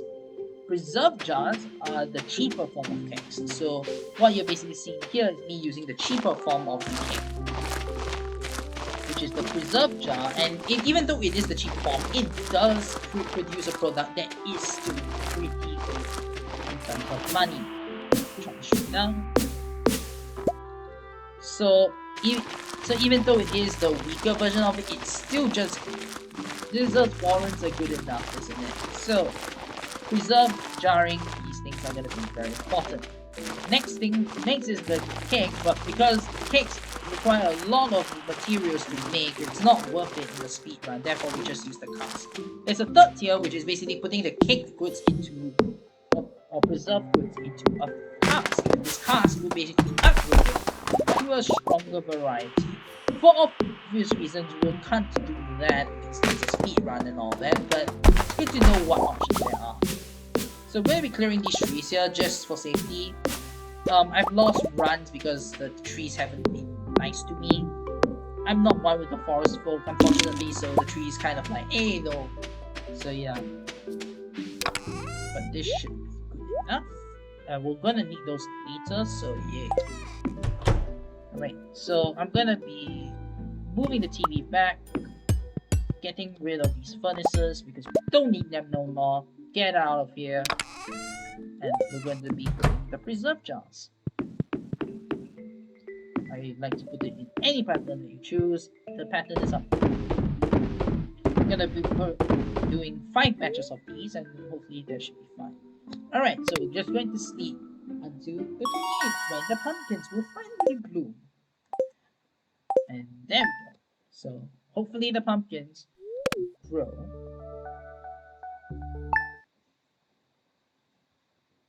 So every 3 days as we preserve this, we have to wake up and then re-preserve them. It's basically a thing that we have to do. So yeah, here we go.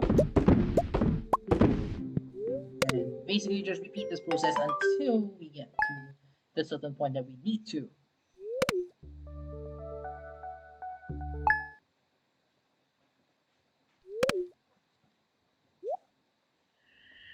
Oh, that's an interesting thing. It's the crop fairy. Completely useless in the run, but still good enough to have the crop fairy visit us every once in a while. Basically what the crop fairy does is it basically magically enchants one of our crops, and the crops around it basically bloom to full growth. Unfortunately, we don't need that in this run because the run is actually doesn't need the crop. It's not reliant on the crop fairy, but it's good to just see that it's watching out for us.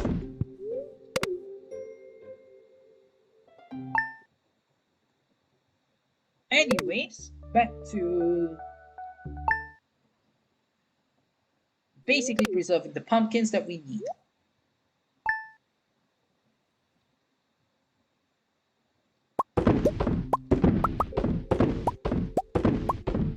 And then I was just making sure the video is still recording, so I apologize for that.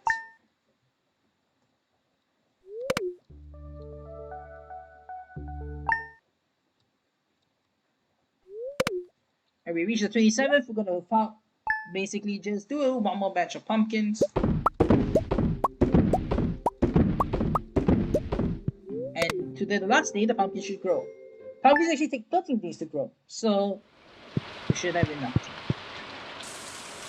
Aha! So the crow has struck again, but it's fine, we should have.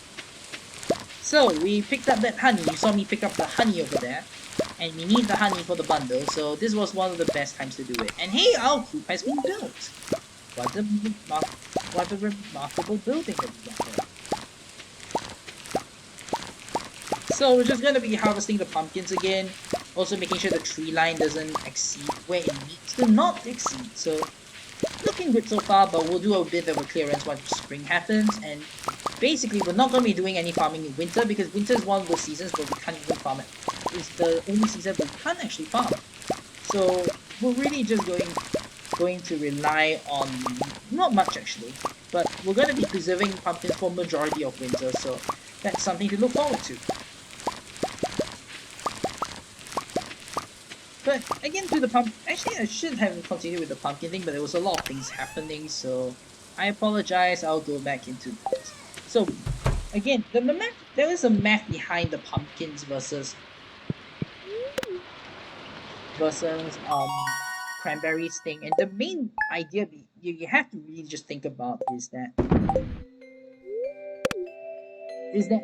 processing pumpkins use more than processing cranberries and selling cranberries raw.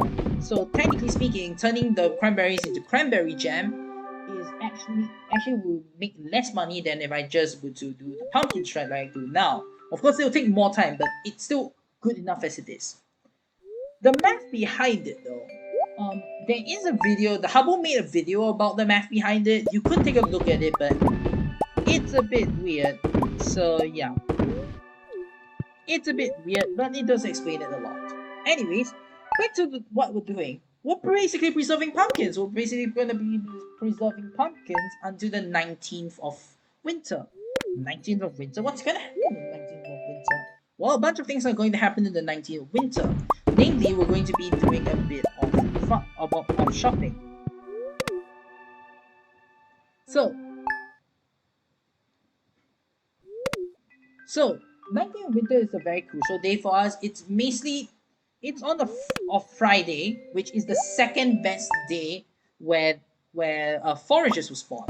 And you're going to say, why can't we do it on the first best day? Well, here's the caveat here. There is going to be a very useful shop known as the traveling cart. The traveling cart only appears on Friday and Sunday. Therefore, you can see the problem here is that we can't actually do it on a Saturday because the traveling cart will open, and we can't do it on a Sunday because that's the worst time to forage.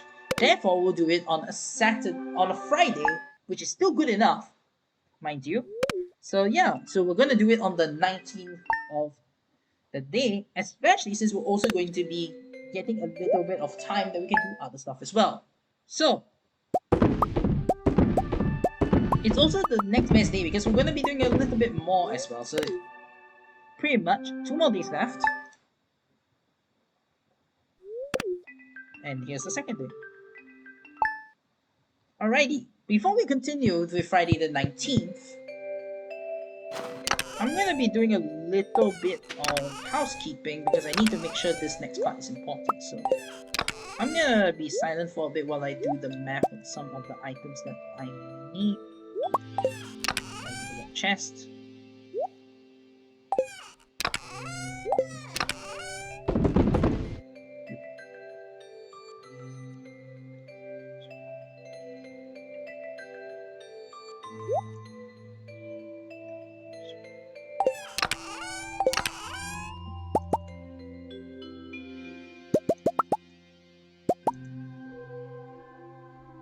Alright, so yeah, I need this as well. I don't have steam.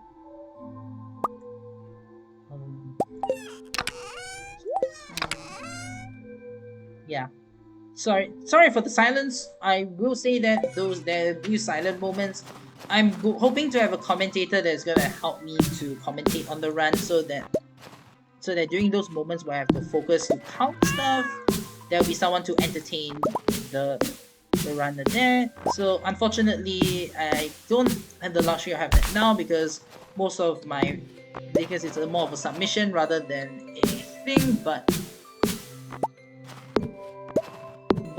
as I said before, well, it's gonna be I'll try to nullify most of it, especially since most of the stuff are more donation friendly and all that stuff, where I also explain the community as well through those gaps. So to whoever who's watching this, I apologize in case I am not really talking that much, and I hope you can give this run a chance because it's a fun run, especially since where we get to the point where we have hit certain milestones in the run. And you know what? If it's for charity, even more better to read about exploits within Stardew Valley players. And if GDQ was anything to go by with Stardew Valley, the Stardew Valley run, I'm I'm really happy that we actually got to run Stardew Valley.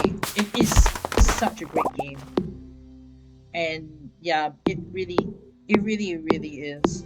I mean, the amount of effort that concern they put into it is just phenomenal, and it's just one guy doing all this work, and it is beautiful. That's all I can say.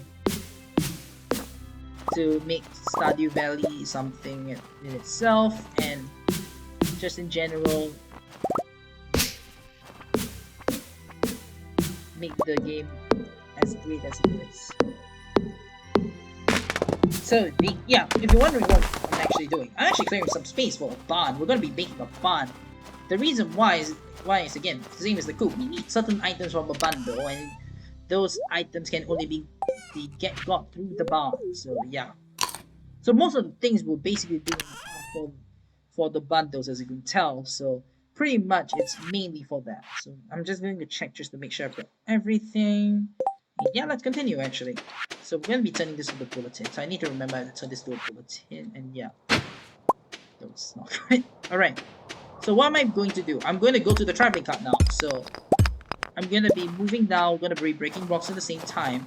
So winter forage is winter forage time. So winter forage, very different from your usual forage in fall, actually, where instead of the things on the ground, we have to manually pick some of them up.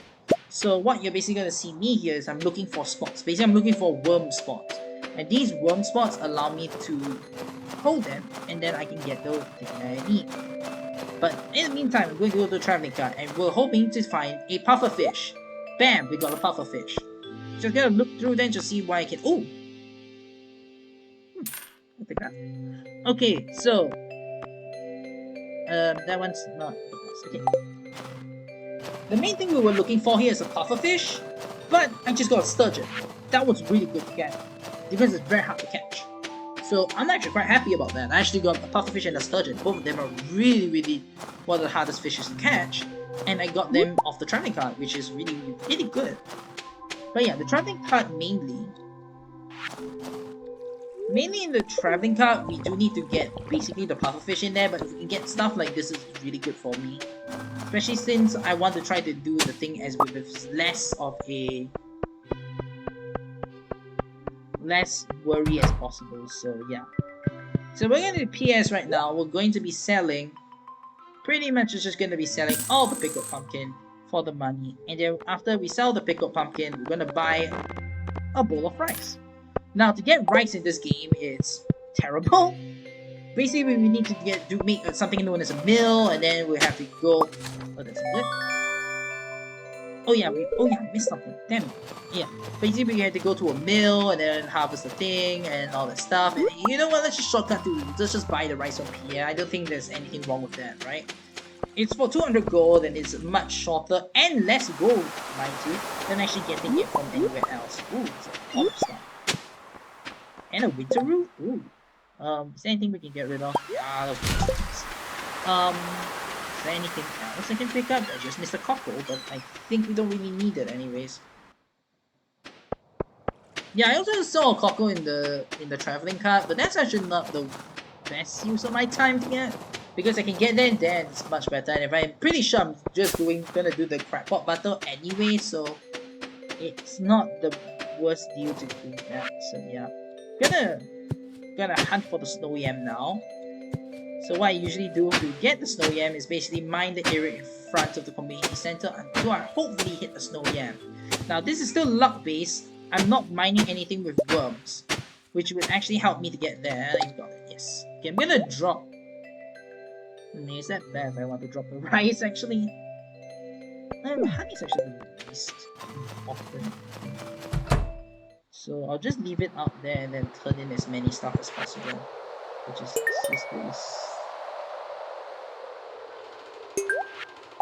Then quickly go out for the rice. My hope is no one trots on this right for the honey. I'm just hoping no one trots on it on accident because the way items work in this game is that they basically stay there infinitely until someone walks over it. And it basically breaks. Don't ask how it works. I'm still trying to figure that out myself, but just have that open mind that this is a thing that actually happens. So okay, so Nautilus shell. We need the fuse, we need the dye bundle, which is this, and the aquamarine. If you research this. And keep in mind, I do memorize a lot of the bundle items, so I should know what I need to put in. Then we need the fodder bundle, which is these two. And then let's go. I'm gonna drink a cup of coffee when I reach the middle, and then we'll hope we should have everything. We're really running on little time here because we need to do a bunch of stuff as well. Artisan bundle is the honey and the spring bundle, and the quality crops, which is this. Fun fact: you could go to inventory and check the community center through that, but I usually don't do that because I'm very lazy myself, so I don't usually do that. So yeah, laziness, yay. We're gonna quickly rush towards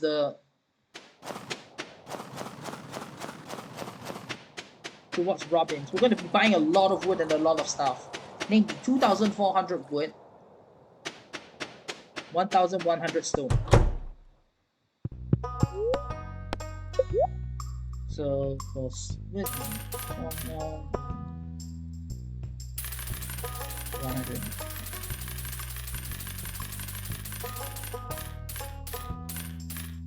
Now make sure not to misclick, and let's go.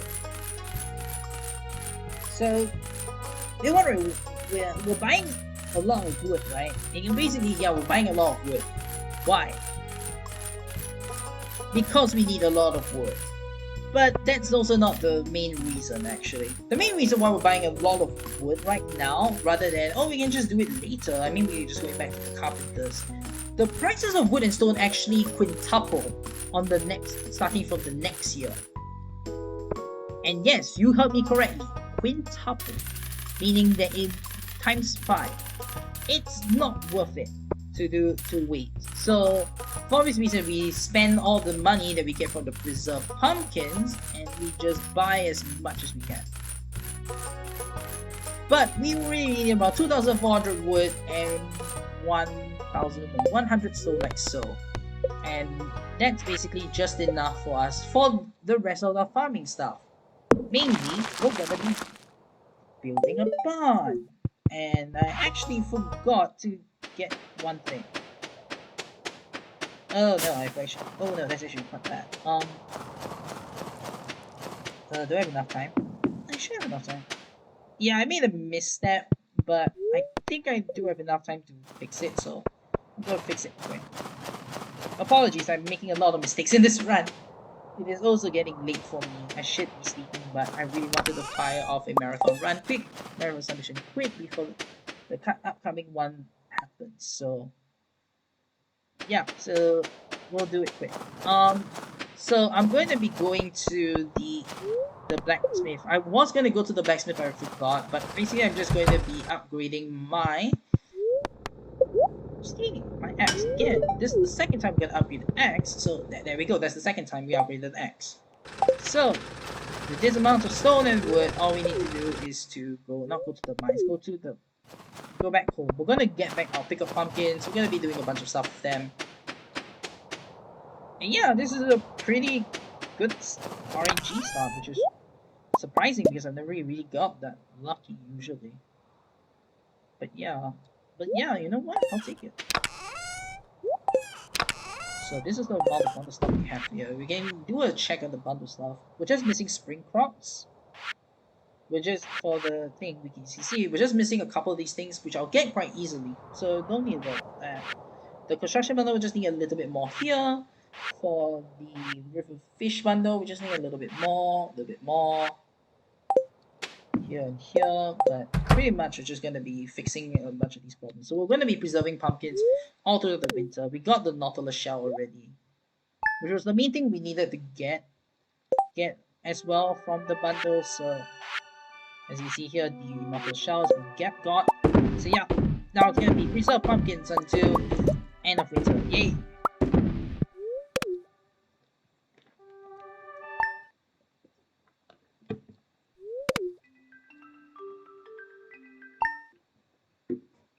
While I'm doing that, quick water break. Stay hydrated, guys. Especially me, because I've been talking a lot about the concepts of this game, and I definitely do need a good drink right now. I've got water, I've got a lot of water.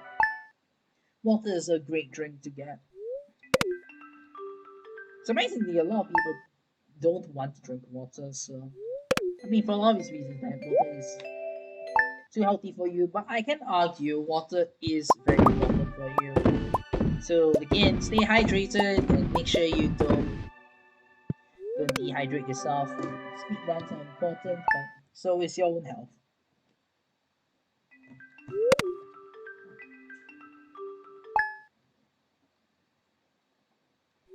And great, we have reached our first day in spring. Anyways, new spring.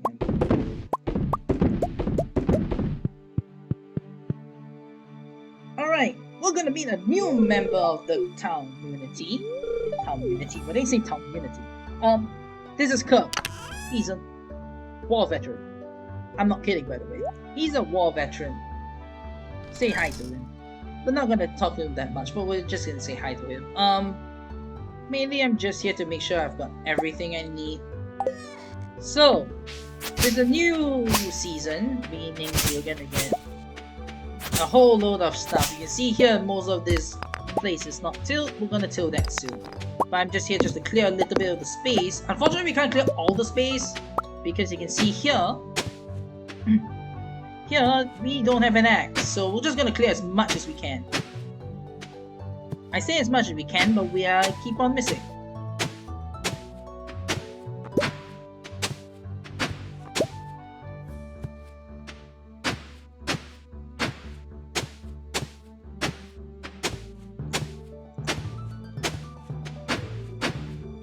As we do this, we're basically going to be doing a couple more of these things. So, what's going to happen in the next few seasons is we're going to be basically not really doing much on those seasons, because main thing is that the hard parts of the run have been done. The mine part, the fishing, the first fishing part, they've all been really done, and they have been done to a certain extent that we're pretty much only going to be worried about a couple more things, which is money and the rest of the bundles. But the harder parts have been gone, so most of it is just smooth sailing from now, hopefully. Especially since we've got the materials that we need for it. So the first year of this run is basically just getting enough of these materials in order to make sure that we get like everything that we need later on. And the second year is getting everything else. And the optimal time to finish the speed run in terms of in-game time is by the fall of year 2. If we can't get it by the fall of year 2, it's really bad. Not the worst though, but it's just continuously bad if we can't reach that limit. So we obviously want to make sure that we get everything done by then. We just need to remember I have to clear out that one spot later on. So yeah, pretty much that. So clear the spots, back to this usual amazingness that we have, and quickly I'm just gonna store stuff right now. I need this. I don't need this, but I want some this as well. So I'm just doing a quick check to make sure we've got any bundle items that we turn in, but we don't have any, so we're mainly just gonna be looking through the like thinking in my mind like, hey, do I need this? Hey, do I need that? But I'm pretty sure we got time for everything. So one thing I'm mainly gonna do is I'm gonna drink this cup of coffee. I'm actually gonna start to go to the yeah, I'm gonna get a little bit more money just to say. So I'm gonna go to the beach. The reason why I'm going to the beach is because now that's part of the run where I do need to make sure I've got every single spring crop, summer crop, I've got every crop I need. And continuously checking the beach is gonna help me to make sure I hit those numbers. And yeah, that's pretty much just about it. You see Kurt over there just looking out at the sea. Alright, is it the river or the sea actually? So it's the river, right? Yeah, my bad. River. I mean, think about what. Anyways, back to this though. Not much to say around here.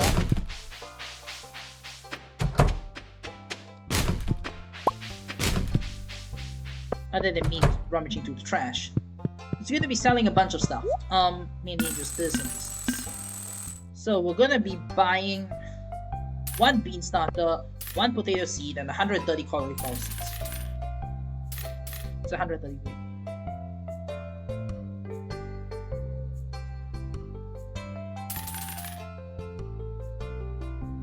Wait, what's this? Yeah, I'm going to yeah, 230. Yeah, my bad. 230 cauliflower seeds. We're buying them on one shot because it's faster this way. Yeah, and we should have enough money to upgrade. So we've got ourselves a bean starter and potato seeds for the bundle. We need 230 cauliflower seeds. Mainly we only need 229, but because we got the parsnip earlier on, it's actually much better to get the extra cauliflower just for safety.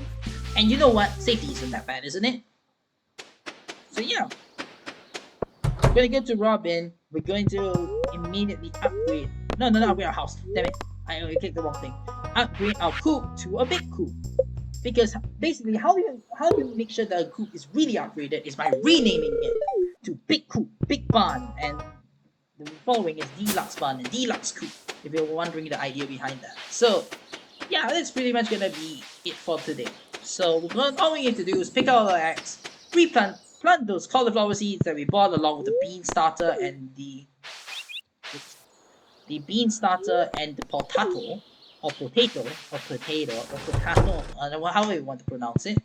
And then go back to sleep and hibernate to the 14th of spring. Pretty much it's going to be hibernation station for most of the run, but we're going to be doing the more fun part later on, which are the animals. Are you excited for? If you're excited for animals, then you should be excited for animals. I know I am.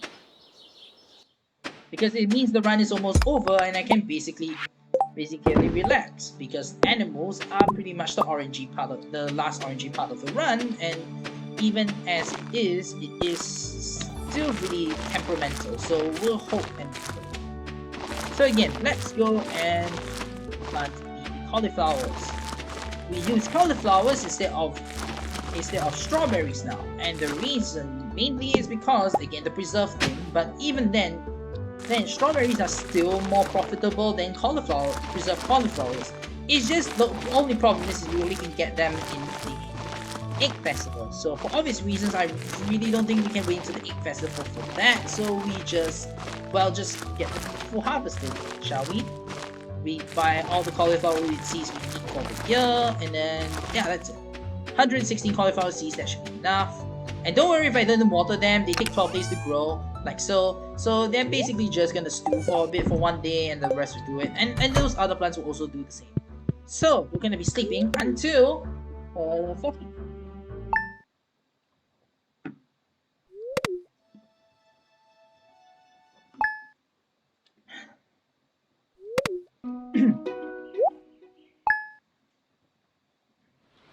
Not much is... Oh no, I forgot about the pumpkins.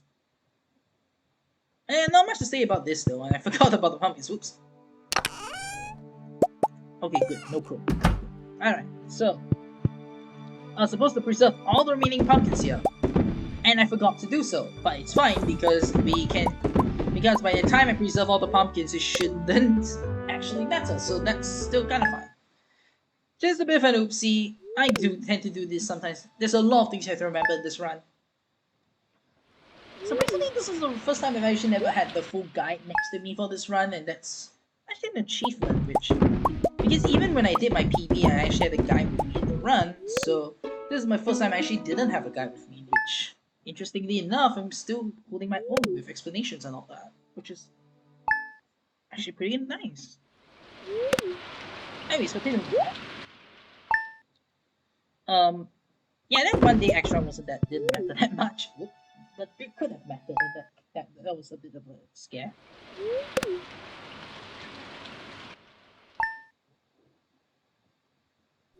Alright, 14. What's gonna happen to the 14th? You're wondering. Well, we're gonna be doing a lot of things in the 14th. I've said this a lot, but I'm pretty sure there are a lot of things in the 14th that we have to do. Oh no, Crow ate our thing, that's fine. I don't really know. Main thing is we're gonna harvest all of these things. Yeah, get away, my boy. Alright. We're gonna be harvesting all the cauliflowers, and you notice I'm not gonna immediately replant them, and the reason is because I don't need to immediately replant them. And it's better to just buffer the time, so I actually spend a lot more time.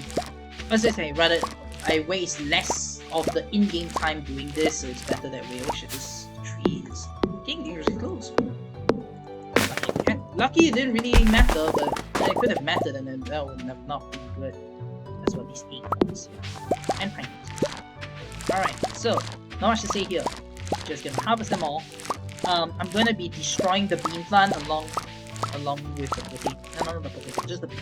I'm just gonna destroy the bean plant because we don't need the bean plant anymore. We'd rather just get more cauliflower in. And then yeah, pretty much about it.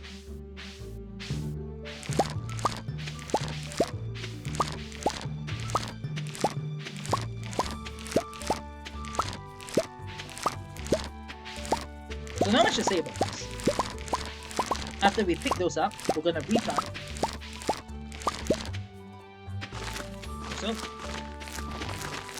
and it's gonna be the same rigmarole thing of doing that, but we're gonna be doing a few more additional stuff as well. So, we're gonna finally go to the Bat Cave. Now, we stated, I think around summer, that there was a Bat Cave that we had to go to. And I believe it's time now we actually check it out, shall we? So, Bat Cave. What's the deal with that? Basically, again, it provides fruits. We specifically need a few specific fruits. But the main fruit that we really need is a pomegranate. And we're hoping, at least I am, that a pomegranate spawns in the bush, in the cave rather. And if it doesn't, that means we have to do a backup strat, and that's not good. We don't really want to do backup strats in this run because the backup strats, even though they are generally tried and tested to be true, still waste a lot of time. So, as I've said before, we try not to waste as much time as we can. So, let's hope we get a pomegranate. Hey, we did get a pomegranate. Nice. Alright, we got 2 pomegranates, even better. Oh, 3 pomegranates. Wow, actually that's actually really, really lucky. Not gonna lie, that's actually really lucky. We get 3 pomegranates. We should have a 20% chance to spawn the pomegranate, I believe, but I could be wrong with the math. Should have emptied. Wait, I should have emptied my inventory. Oops, I forgot to empty my inventory. Whoopsie. I'll do that now. I should have emptied it earlier, but I could have fixed those. Yeah.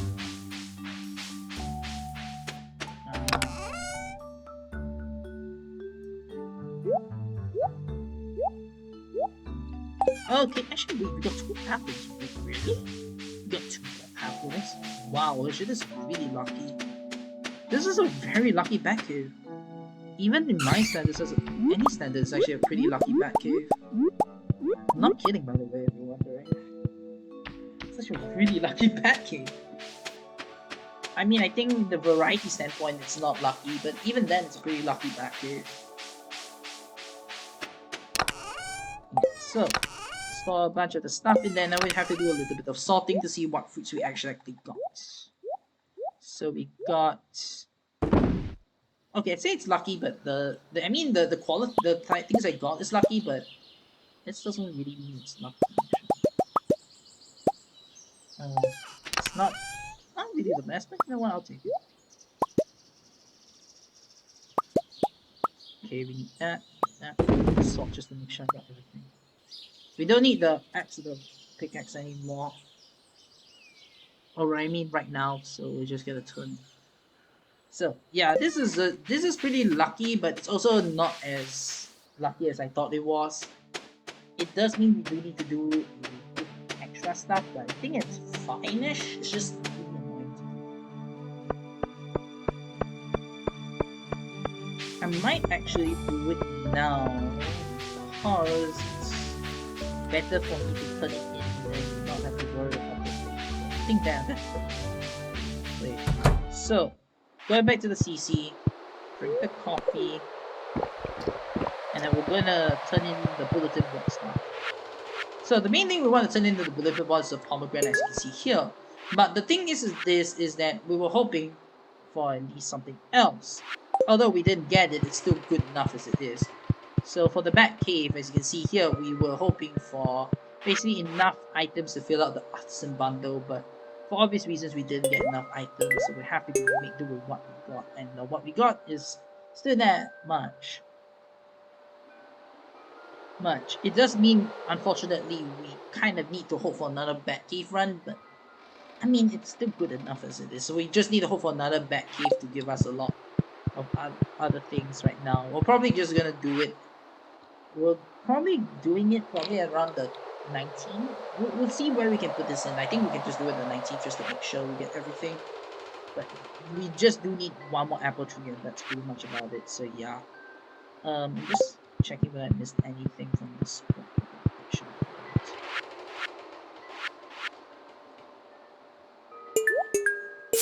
Get this. And get Junimo blocked, because why not? So it's gonna do this, checking. No. So you need to save one fruit, but I'm pretty sure we're just gonna sell every fruit, so it's not the worst deal. Just gonna sell every fruit just to be clear, I think. I don't think there's anything wrong with that. It's just have to think about the plan a little bit. So I think we have to check the Batcave again on the 19th of summer, which is something I've actually never done before. Weirdly, something I have never done before. Let's save a bit of money just not after this point. Yep. Yeah, this is again adaptation to run. I had to really think about like what else can I do to make the run better. So yeah. Maybe I should have turned that. Oh yeah, I should have done it. I should have kept them. No, I really need the cauliflowers now, so I don't think I have time. So yeah, back to Robin's. Right, to construct Big Barn, which is better than Barn.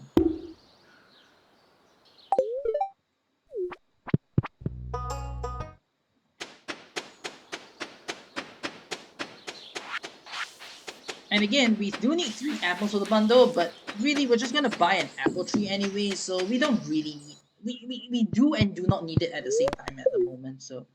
It's not like it's the worst thing ever. But fine.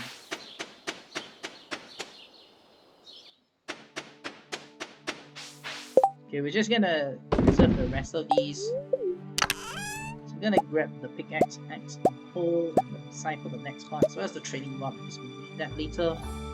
Not much else I can say. I might want to save a food for later. But we'll see whether we need to.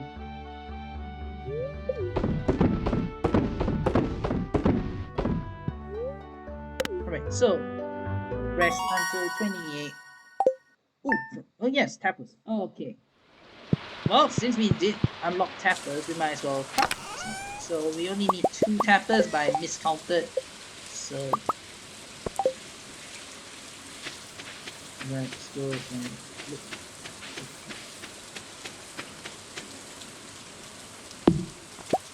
So this is the tree that we can tap. So basically we need to tap 2 different types of trees. One of it is this tree that I believe it's oak, and this one is maple. Nice. So this is good that we have those quite close together, so you have to quickly tap them and then we'll go back to sleep.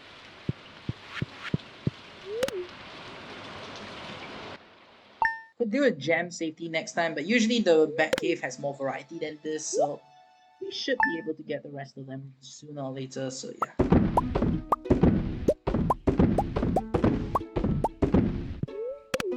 It is gonna waste a little bit more time, but it is worth it, I believe.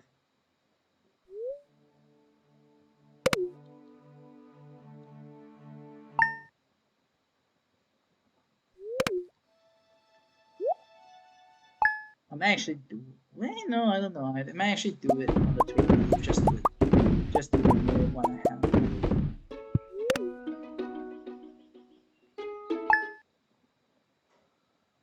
I don't know. There's a lot of tech when it comes to these sort of things, especially when I don't really like. Well, I really can't predict the RNG. I don't think anyone. There's no RNG manipulation in this, so it's very difficult to say how we're supposed to figure out like how the RNG will work in this case or whatever. So we'll leave it up to chance and hope.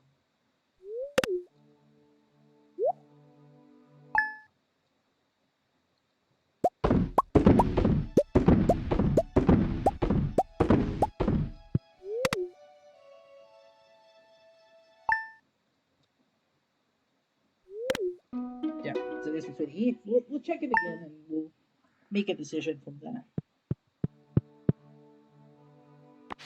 Whoa, wow, that's unlucky. Never had double crow. I had single crow, but never double. We'll check it again. Why not?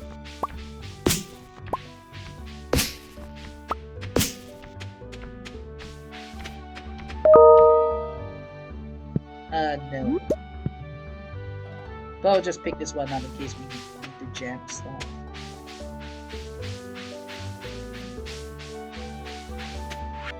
We might jam stuff actually.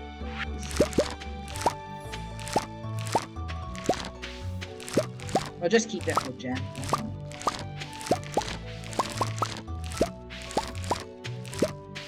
If not, I'm probably gonna traveling cart for the rest of it anyways, so we'll see. We'll honestly see whether that matters. So yeah, we got the maple syrup and the oat museum.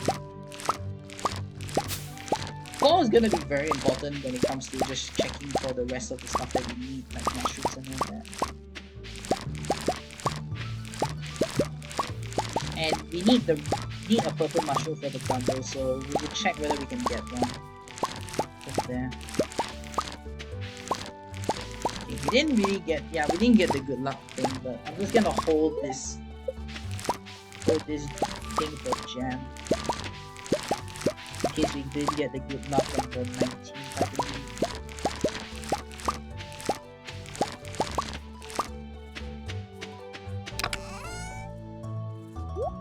And if you're wondering, no, pickles don't count for the artisan bundle, so I can't use them.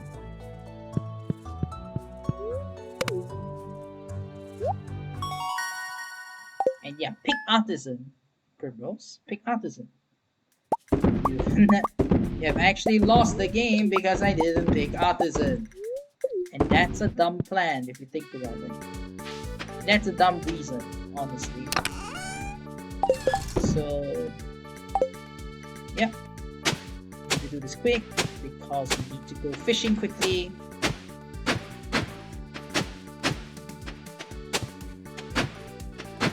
If I make a misstep, it sucks. What can I do? I really don't know how to do this more efficiently than I should.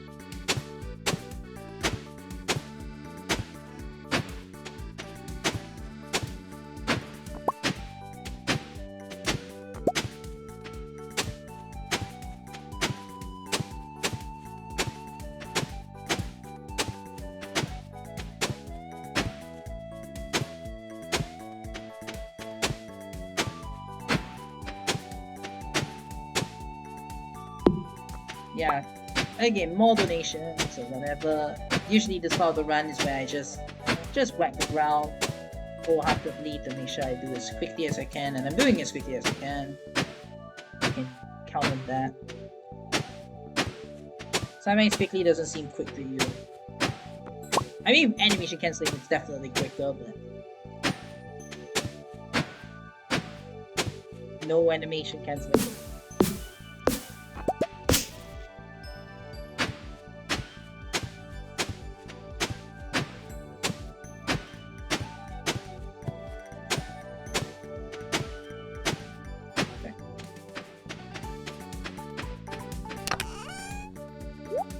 So, not much I can say, but can just sell this, I guess. We do need to turn in these two, but I'll turn in them quick, so I'm not concerned.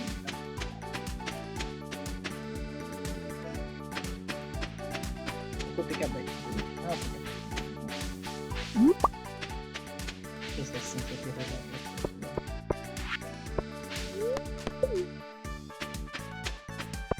I love the summer. I love a lot of the music in Stardew Valley. It's so calming, it's so... It's really just so calming. Like, don't you guys agree? Okay, what we're also looking for right now is a cockle. Pretty much just that. I don't think there's anything else I'm looking for. But I'm just gonna take a look, peek, and we didn't get a cockle. That's so fine. We've got one good price chances to get it. And really, we also need one more thing anyway, so... Okay, so what we're gonna buy is this 5 glass rod, as well as, I believe, 3 trout soup and 60 eggs.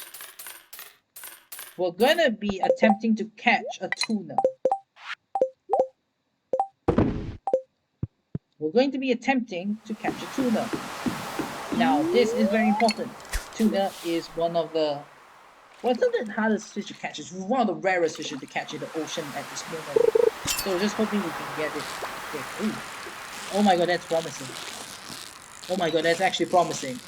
Wow, I've never had first catch tuna. Oh my gosh, I have a first catch tuna. Let's go. Okay, usually it will take a long time to catch the tuna. But luck is smiling on me in certain cases, and you know what? I'll take it.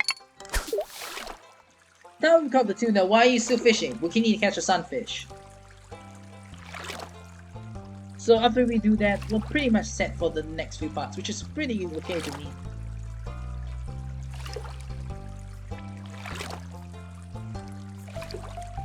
The problem is I don't know what the sunfish looks like, so we'll have to guess. This does not look like a sunfish by movie ones. Never mind this. Okay, great. Oh my gosh. This is actually really lucky. I've never got this already. I'll take it though, I'll take it. Anyways, we're going to go to Pierre's again. Pierre's our good friend. I love Pierre. I know he has a few problems, but he's a great guy. Alright, so we've sold a bunch of stuff. What we're gonna do, we're gonna buy 20 melons, 2 poppies, 10 corn, 2 sunflowers, 116 red cabbages.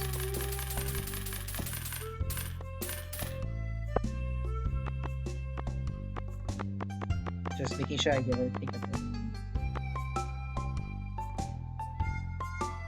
And we're gonna buy 1 apple tree.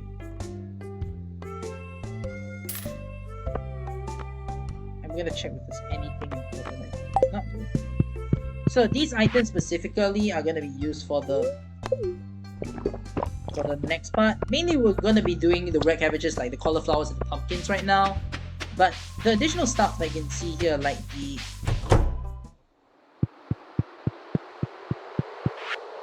they're much more useful than for other stuff that I need later on. So I'm turning this just like there we go to get it.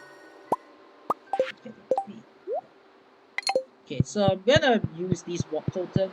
I like to use warp totems especially because warp totems help me to travel to the beach, and usually the beach is where I don't really like need to make sure I don't screw over. So yeah. Anyways, time to make our big coop, or rather deluxe coop, rather, my bad, deluxe coop. Like so. So we'll make our deluxe coop. And then after we make deluxe coop, we're gonna be making deluxe barn. I mean, for obvious reasons, you can tell there's a theme going on here. So yeah, deluxe stuff. Alright, so after all of this, usually that takes me a lot longer than that, but I'm glad that for the run I can get it early. So we're gonna be planting this apple tree right here. After that, we're gonna be planting all the red cabbage seeds, like so.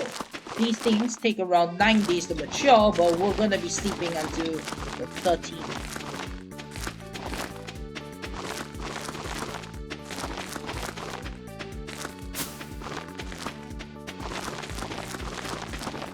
Now this is the part of the run, we're not really worried about clearing around the farm because this is the last official farm stuff that we have to do. So great, we don't have to worry about that. Well, I think it's the second last, but it's not the best farm to solve deal, so this is the last mass farm we're gonna be doing. So just gonna check my stuff. I'm not gonna save it. So we'll just put this here. Just making sure everything's in order. We really don't need these actually. Why should we need these? We're gonna check documents. So we're just gonna be preserving the rest of the cauliflower as we sleep.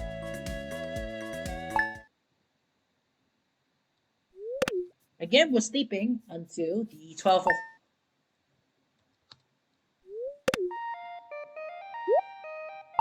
until around the 12th. So around the 13th. As I said before, the 13th is a rain day. That's not mainly the reason why we're doing it on the 13th. It's a good foraging day, so we're going to have a lot more foragers. But mainly the important thing about that day is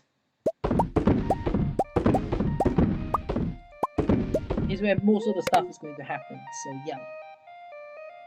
But mainly it's because it's a rain day as well as it's a special day for sea urchins. We'll explain that later.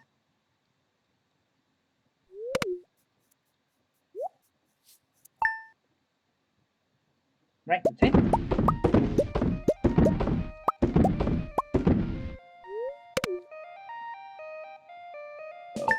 Sorry about that.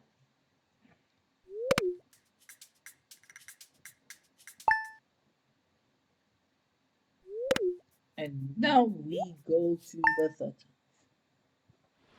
Boom, rain. Yeah, it's where the red cabbages grow. So we're just gonna harvest all the preserved cauliflower and then work the whole nine so we don't get any ghosts. But I don't even think it will matter because it's the end game, guys. Not Avengers endgame, but you know what I mean.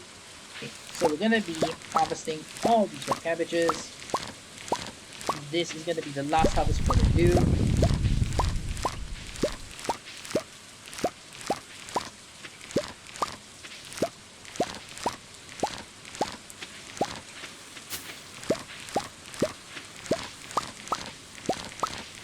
After that, because we're not really that stressed about time, especially with the sturgeon not in here and all that, we're just gonna take a gander at the bat cave and hope. Because why not? I usually wouldn't do this, but because again we got super unlucky with our thing, it kind of behooves me to say we do need it. We do need to get going with it, unfortunately, so means I'm gonna do a 90 run community center run as well, so it's to make sure we got everything. Yeah, red cabbages plucked. Now we're gonna take our sap. We're gonna be making as much fertilizer as possible. Right, so let's go we're just gonna put it onto the plant side. We're not gonna put it on anywhere else, as you see. I should have done it there, but I don't know.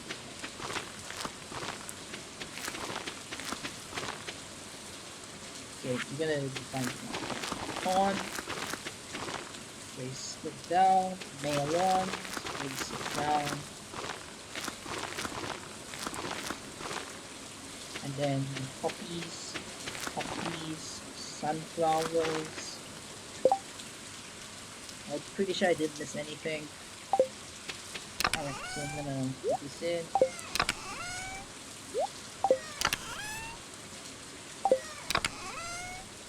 Yeah, for the calculation.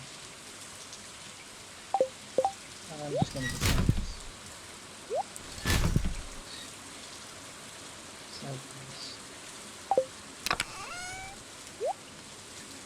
So I'm gonna check the back cave now.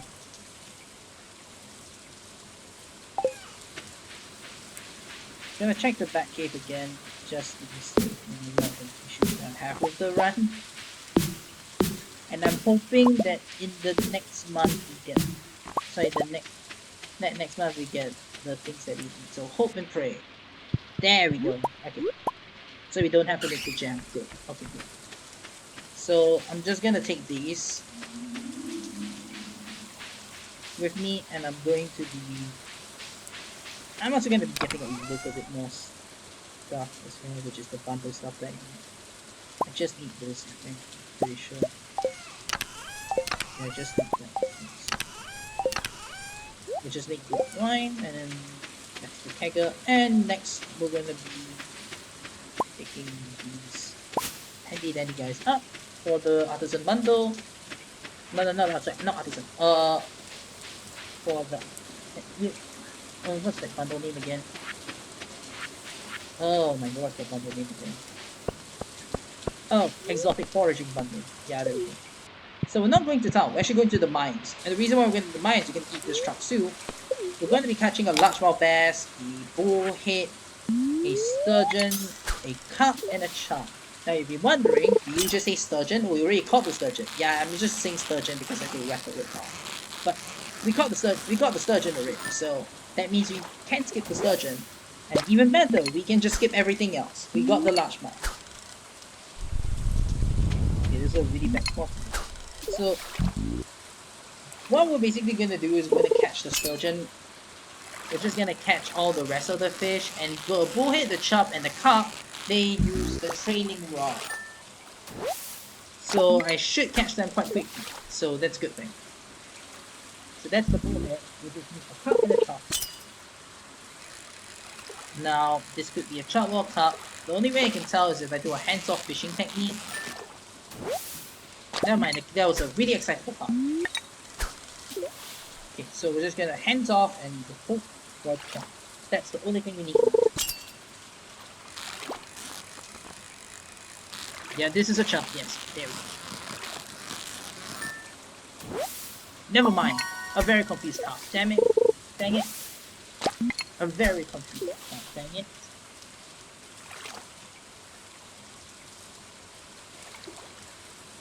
So a very confused carp. Sorry. I usually say chub because chubs are very confusing to me.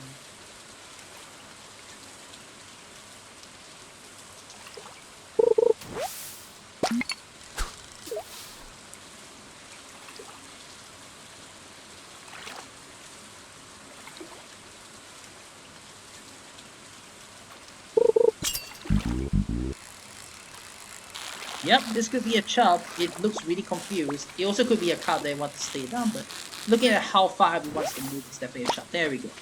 Now we're going to be going to the mines again. Wait, you say we're not going to do any more mine runs? So no, I wasn't lying. We're not doing any more mine runs. We just need to catch a ghost fish. The problem is that we do need to catch a ghost fish. It's in the mines, so yeah, there it is. Oh no! We're gonna throw these junk away. Yeah, that's basically what the junk is there for. So we're going to catch the ghost fish, and we didn't catch the ghost fish there. And eventually get there. There's a high chance to get it in this pond specifically. That's why we're doing it there. But unfortunately, this is a pond that also has a lot of debris in it. So even though it does have the higher chance, it still has a lot of debris in it. Which I don't know how. I mean, I can explain how algae happened in the mines, but I can't explain why a pair of glasses entered into the mines though. We're gonna see there's going to be a canned drink inside for some reason. And it will confuse the hell out of you why. Sorry, the heck out of you why it's there. And the only reasonable answer is I don't know. Why is it there? I would like anyone in the call that was going to run the why it's there. Because if we can tell why it's there, that would be really fun. I mean, in the YouTube comments, we're gonna post it. Oh boy! Wow, the goldfish doesn't really want to play today. I'm doing 5 plus rather than not even catching it.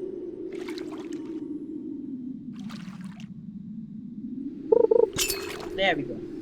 Now don't be an ice bit. Okay, that could be an ice bit for all I know. There's another type of fish in there called an ice bit, and it's a much more difficult fish to catch. For obvious reasons, we don't want to catch that fish because it's not part of the bundle, but if it does come to the point where that fish is there, that's a bit bad for us, so yeah. Alright, so we're going to be drinking this coffee. We're going to be using every ounce of this coffee right this instant, and we need to rush. We have to rush. So, okay, so what we're going to do is we're going to go to Robin and we're immediately going to construct our deluxe barn. Like so. Now this is really important. We have to rush to do a lot of things right now, and we can't do those things, it's really bad, so rush away. Rush away, girls. Rush away. First thing we're going to do, we're going to go hit the community center. Okay, I said before, there's a bunch of stuff we need to do at the community center right now. And one of it is basically turning in the dye bundle, which is the red cabbage. So, I'm for to take the original red cabbage, but it's fine, which is just it's just gonna need less money, but it's fine. And then I need to turn in a quick resin, this thing. Yeah, I'm really on the clock here, so I'm just gonna try to hurry this quickly because it's really difficult. If I miss one, it's gonna be really bad for me. Okay, this is done. Then it's this. The crack pot, I need 2 of these. I'll get them later probably.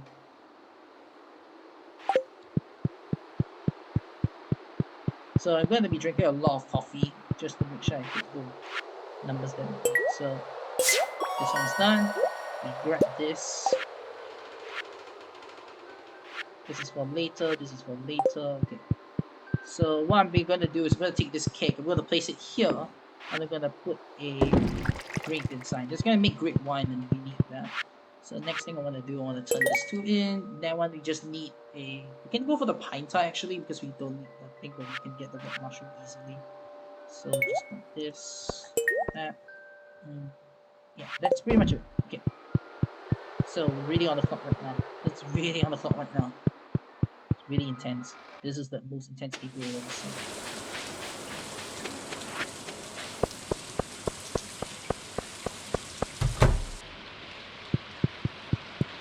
Okay, we're gonna start this. Don't think we need to buy anything else, but just check. Okay. Next thing, open.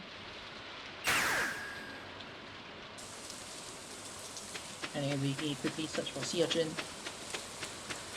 We got a couple. Does mean we need to go get the sea urchin later. I'll just check whether the sea urchin is there by the time, but we'll see. Yeah, so we need to be there by 4. But we did get the clockwork, so it's gonna make our life a little bit easier. We just need to buy 1 clockwork, I think. Come on.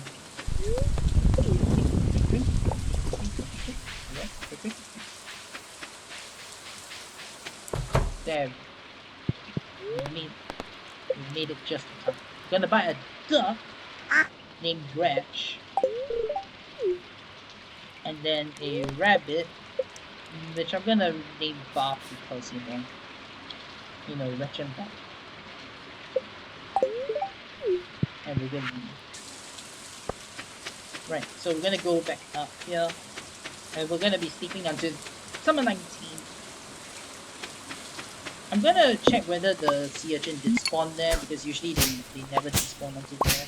And usually I have not time to do that, so you know what, I'll do it. Now you notice I'm not going to feed the thing, and it's not because I want to starve it, but it's because we're gonna time the... We're not gonna feed the rabbit and the duck that we just bought. Usually you would when you get it, but the thing is that we're gonna try to time it so that we're gonna do it once we get our second batch of animals, and that's gonna be mainly the case.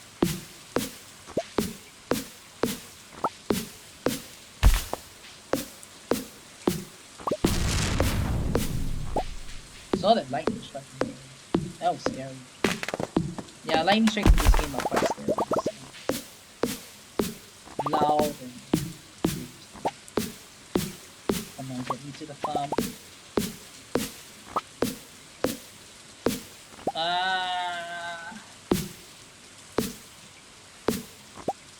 Do I have any food? No.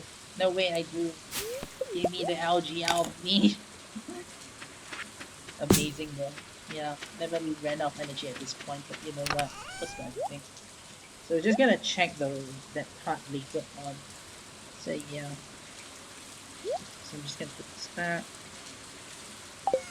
And then this one. Just gonna put one of these. This two. Actually, we also do need a seed, right? Actually, we forgot a seed. I might have to do that. Yeah, I think we'll do. Yeah, of course that's that. Oh yeah, cabbages.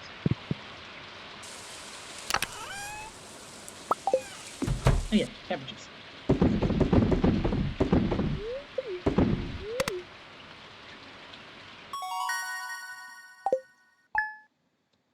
So same thing as usual. I don't think that. Well, then again, it's under 19.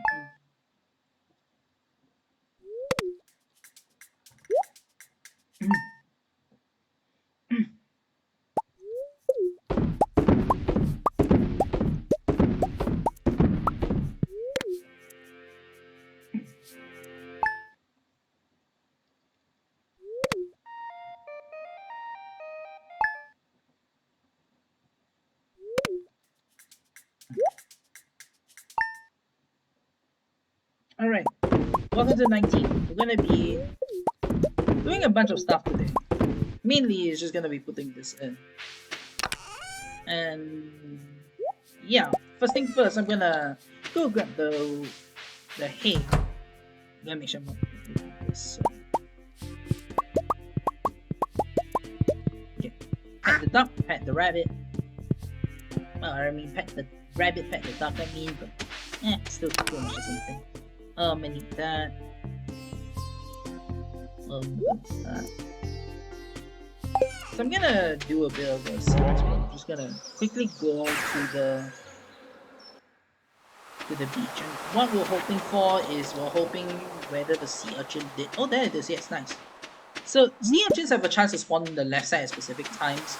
I find that if I don't get it at 13, if I can get it now, that's worth it. So I did get it, so that's great. So yeah. There we go. Alright, so this is the reason why I need the teleport there, is because I definitely need seaweed right now. And yeah, that's pretty much just about it. So you got the sea urchin, which is great. Usually I'd be pretty happy with most things, but this is a really good run, in my opinion, so that's great. Usually a lot of the runs I do is based on the stats that I have, but this is pretty good. So, let's continue. Mainly we're just going to go to the... We're still going to go to the traffic card, even though we do have the pufferfish. Anything that helps us to save time is very welcome, so I'm just going to take a look and see whether we can... And traffic card says... No. Wow, it's really there. Lobster bisque, copper bar, manicured pine. I'd say it's a no-go. Alright, so this isn't the best traveling card, but we're already on the path that we don't really need the traveling card anyway, so that's good. I don't think we pretty much got this out. So let's go to the secret woods, shall we? This is how to get to the secret woods. We should have enough hardwood after we do that. The slime is probably the secret wood, but we're mainly here for the fiddlehead fern.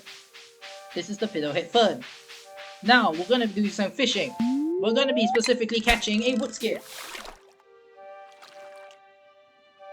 Which is the name of what this thing is if we don't really the wood skip anyway. If you can find a skip for the wood skip, that would be great, but unfortunately we can't. And wow, game really loves me today. Because usually I'll never really get that many fishes. Great. This is a good day. This is a really good day. This could actually have been competitively a good run if I was not really commentating on this. But we'll see if I'm gonna submit this as not a marathon submission. But yeah, we'll see. But yeah, I think there's still a bunch of stuff that were a bit slow, so even then I think it wouldn't be. Okay, Money, hello! Jazz. just blocks me there. Alright, here we're gonna do some buying, shall we? We're going to be buying a pig. Name... I'm just gonna name it Trinity, because why not? That is just a weird name. Then we're gonna buy a cow. Name... That's just Tony. Then we're going to buy 2 chickens. We need to check the color of the chicken. The chicken color is white, named Shell. a white chicken named Shell. So white. So we're looking for brown this time. And the reason why we need this is because different animals basically, the different colors for the eggs are actually more important than. So we name our wakers. How about we name you Sleepy? I like Sleepy. Sleepy is me all the time. Next, we're gonna buy another duck named Julie. And let's call it Julie. And last but not least, we're gonna name our next rabbit. This is the reason why we need the extra rabbit and all that. Name. Wow, what is this name? Let's make it better now. Alright. Now after we do that, we're going to purchase a little bit more. We're gonna buy a milk pail for the cow. And we're just gonna buy a bit of hay. I usually buy 200 for safety. Especially since animals in this game really like to screw me over, so lots of safety strats here. Let's go and drink the coffee and get that. So we just need around 400. So the main thing we also need to have is that we also need wood right now, since the next part of the one is mainly gonna be animals, and the animals do take time to fester and grow into what we're gonna need for our run.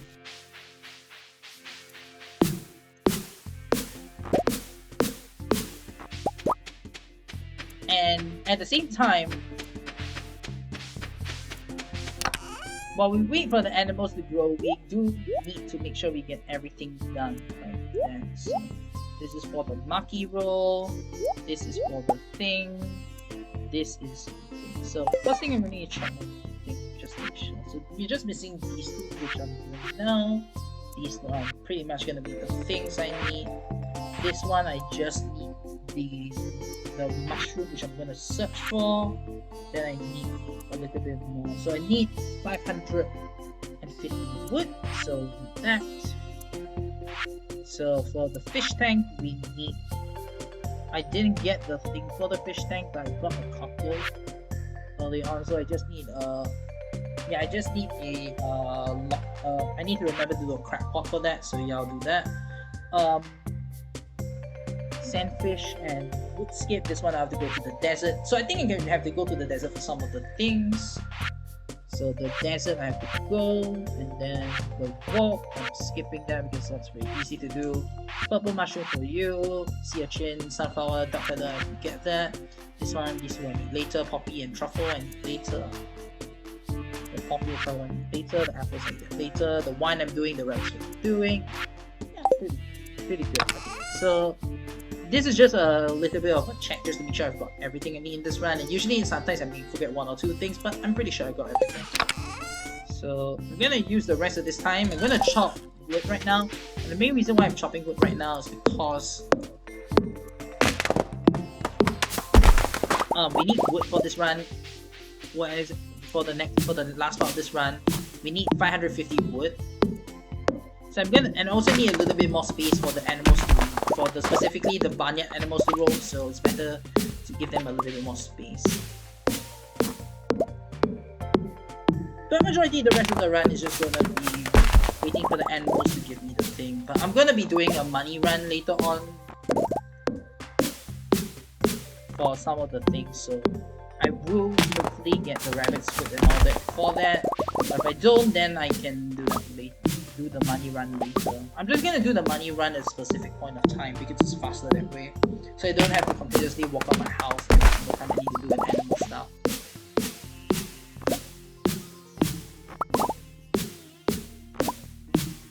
And yeah, again, animal stuff, very important in this run.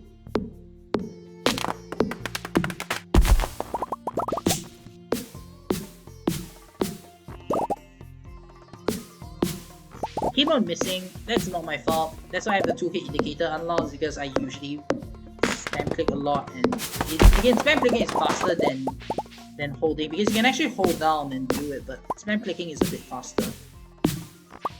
Okay, so we got 300 wood.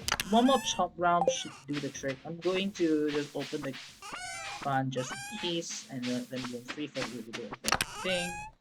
We do need the fishing rods later, but they're not really useful now, so we're not feeding them by the way yet, so should just charge through actually. You know what? I'll charge 2. It's actually worth it.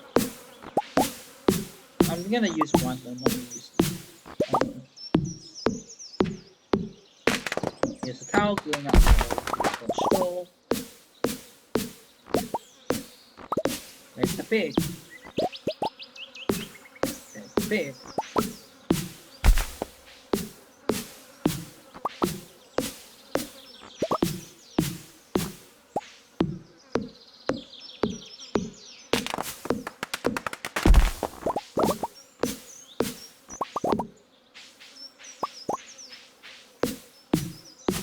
Alrighty. At 0 points of energy. Living on the edge. We're gonna save this for the sandfish, so we're just gonna hold it. And yeah, let's continue. So now we're just gonna be tending to the animals most of the time. We don't feed them now, we feed them, we didn't feed them then, but we're gonna feed them now. Okay, so pig and cow come out to play. There we go. They are well fed at the start of the day. On the day that they moved in, so we don't have to worry about feeding them for a day. But for obvious reasons, letting them roam around the farm is good. And if you're wondering why, if you're letting them, why not the chickens and the rabbits? There's a door for them, isn't there? There is a door for them, but we're not doing it because it's not worth our time. Because they're very small, it's very hard for me to catch them. And I'd rather be able to catch them. Anyway, it's a bit more wood chopping. We just need 100 more wood, and we are done for wood. I really hate chopping wood in this game sometimes because it's a tedious task, but it has to be. And if you're wondering why don't I just buy the wood, it's actually much more money efficient to just chop the wood now, and I'd rather be more money efficient than wood efficient.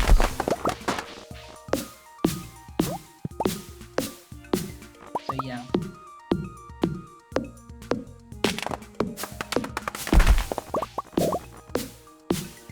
We got enough space that we can use now.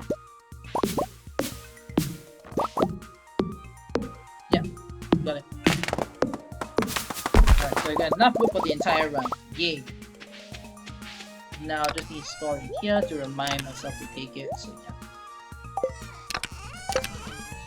Yeah, there's a lot of stuff I need to remember. Including that one egg that I need to remember. So we're gonna be petting them and feeding them, as you can see.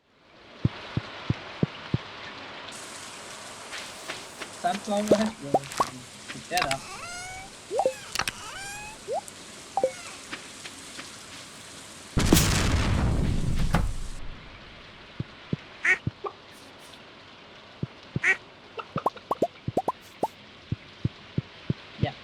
And I'm also doing this honestly on the pretense that usually the animals are screaming a little sometimes, and they usually do.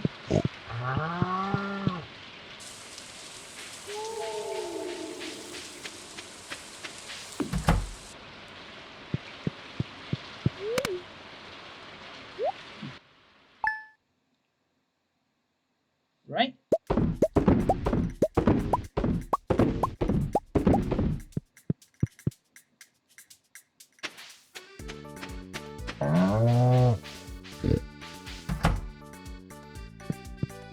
First egg of the run. Yay, eggs.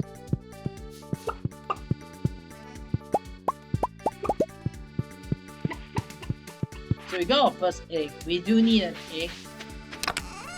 Just a normal egg. We do need large eggs, but we need a normal one because we need to breed the thing. So yeah, we can have that. Wow, a lot of rain. Nice. Usually, sometimes I never get enough rain in these runs. I can't be sad about that. Got a duck egg. Duck. No large eggs yet, but we'll hope.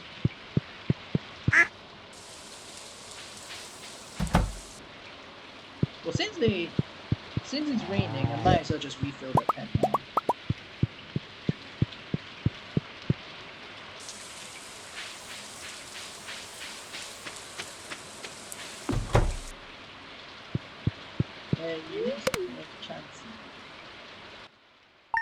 apple tree gonna grow soon.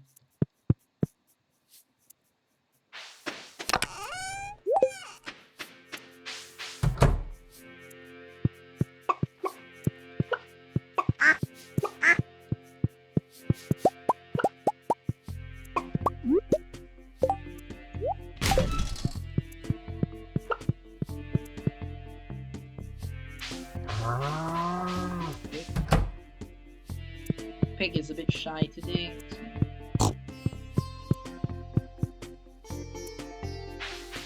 Just watch it leave once I get back to my house. Thankfully it didn't. It would really make me mad. Like, why didn't they go to the house when I came?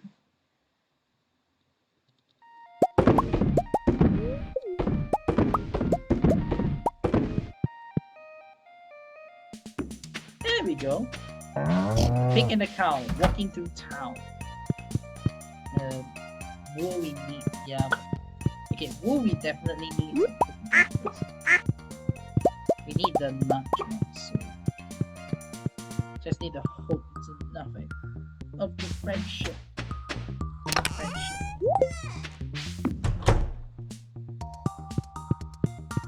Pretty sure just gonna hold it. This is where the melons go. Looking for 41s. There we go.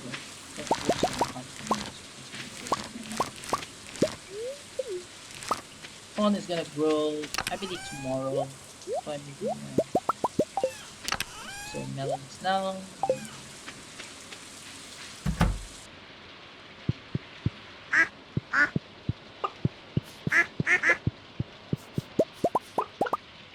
Gonna test the rabbit system. They got half a heart. It's not good, big enough, I can tell you that much.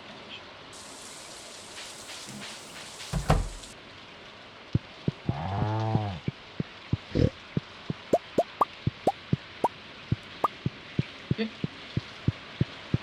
Cool.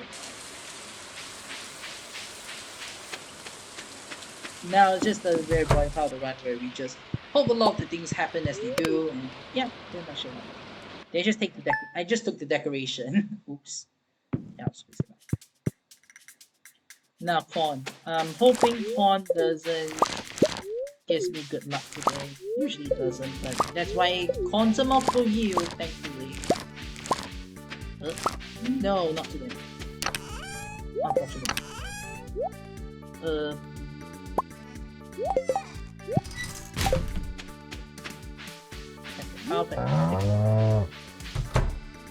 Why are you feeling shy to me, Pig? Heck, I get feeling shy to me. Pig. Pigs are never shy, by the way. I mean, this kid. I mean, I can just assume maybe, but you know.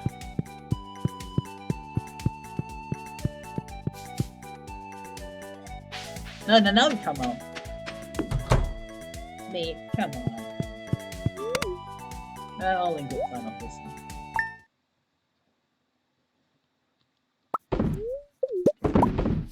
I'm actually going to use the preserve the melons, actually. Guess why not? Should never do that, but you know what? Why not? I've got nothing.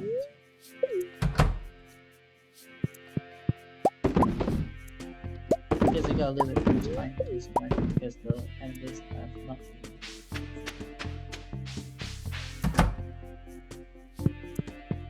Nope.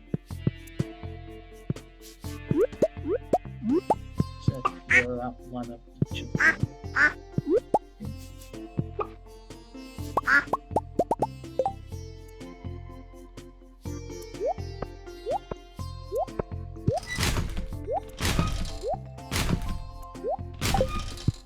And if you're wondering, no, this is the patch where you can't press the delete button on the thing to cancel. It's not the patch for that, that's the next one. I'm just gonna take a look at my fingers.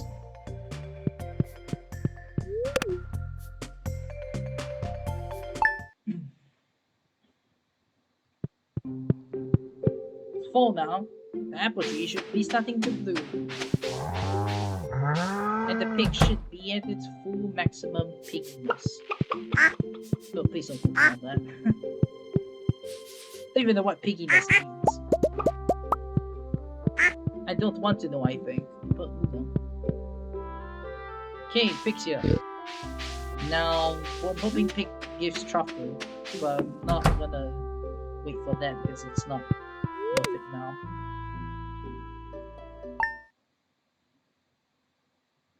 We're gonna do a bunch of the thing. Okay. Nope. Doesn't look like it.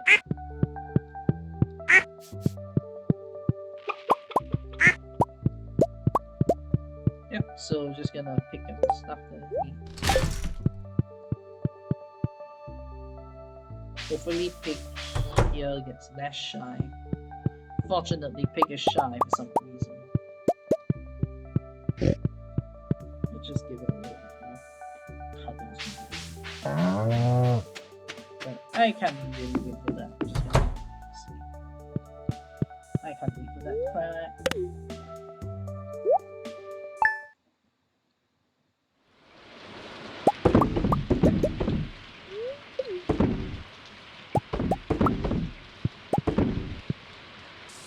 Alright, we harvest the corn. Shit, I did not let it go.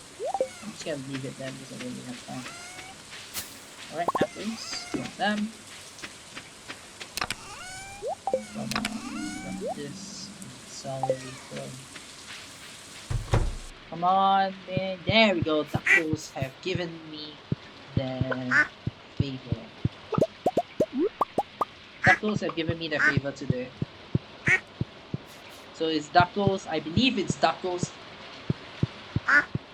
I believe my score for whoever goes first is Ducks are currently 4-2.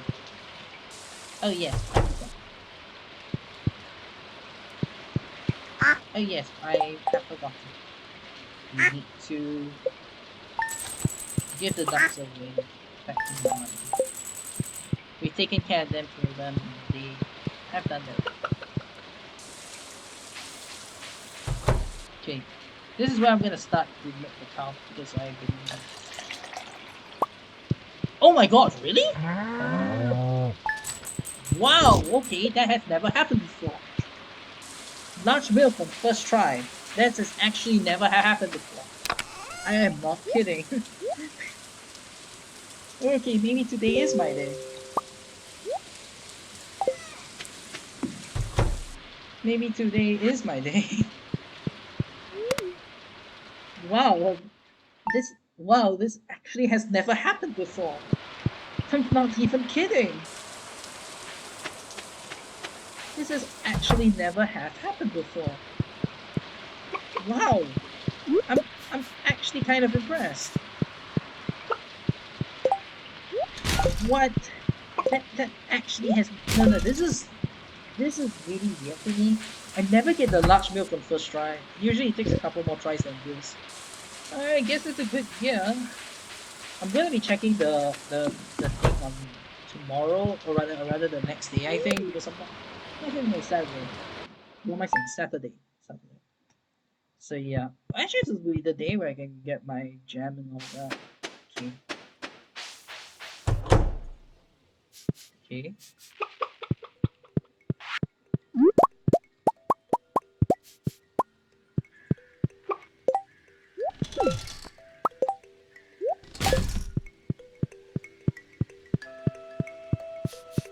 Yep.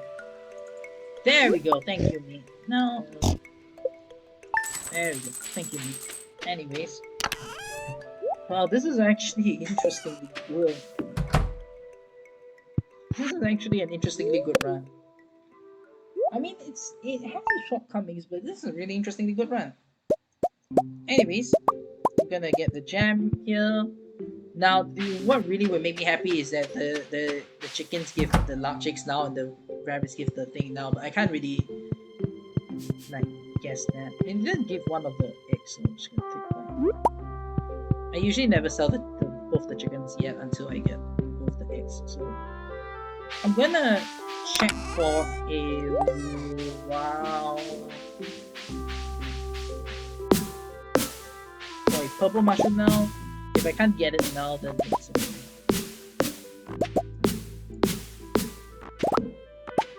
Could have spent this time chopping wood there, but it's fine because I really think killing the plant is better for my sanity.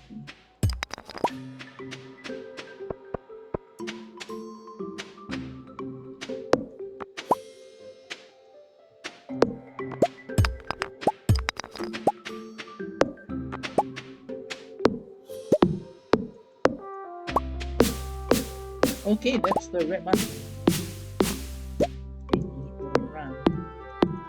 Just need a purple one and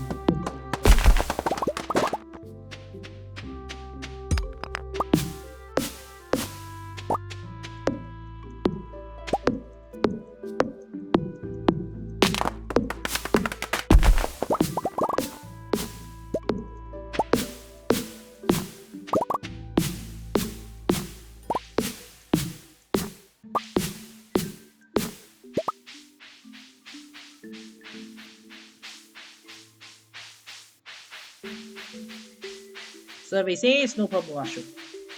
This is bad. We might have to check again. Because this is the very important topic now. We need a purple mushroom.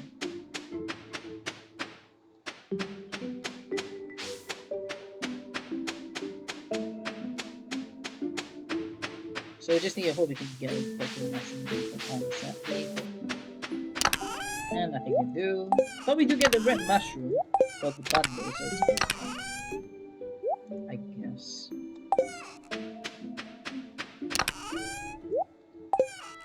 Alright, so if I didn't. I did? I think I did. Oh, I did. Okay, good. Now I remember. I don't see a much brown. So. No. The rabbits are usually the ones that have the most trouble for me, so it doesn't yeah. It comes as no surprise that they are the ones that are really the one that hinders my run. So. No. I'll give it. Okay. I'll refill that. Okay.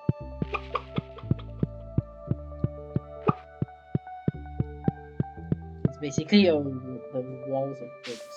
So.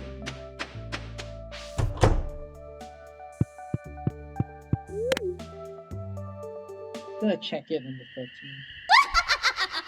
And that's avoided for no reason whatsoever. Yeah, these are the events that just drop random stuff like void eggs and all that. We don't need those. We basically not need in the bundle, so we don't have them. And that's a no. I like how the guys can move through them, but I can't. Grab this void egg. You know what? We'll grab this void egg right now. And you know what? We'll incubate it just to show you what it does. So if anyone's curious about what the void egg does, you're gonna see it firsthand. We're incubating it.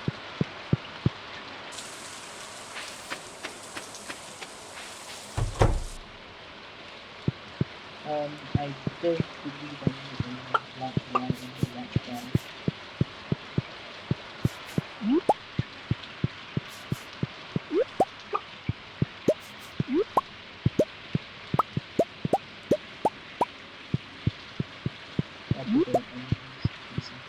Oh wait, there is a large one.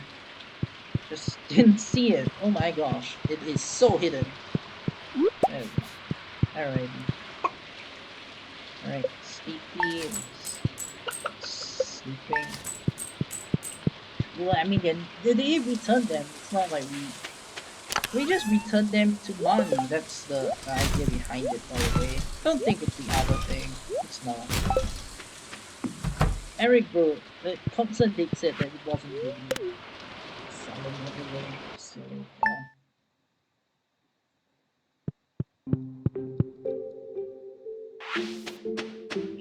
So rabbits, please give me your thing. Yes, not yet. You're gonna have a. I'm gonna show you one actually.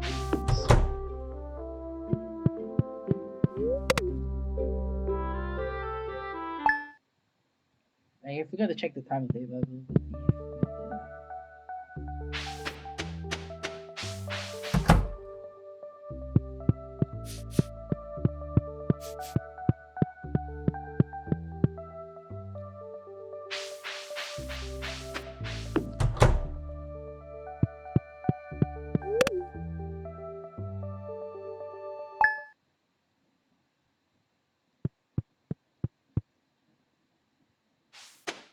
Alrighty.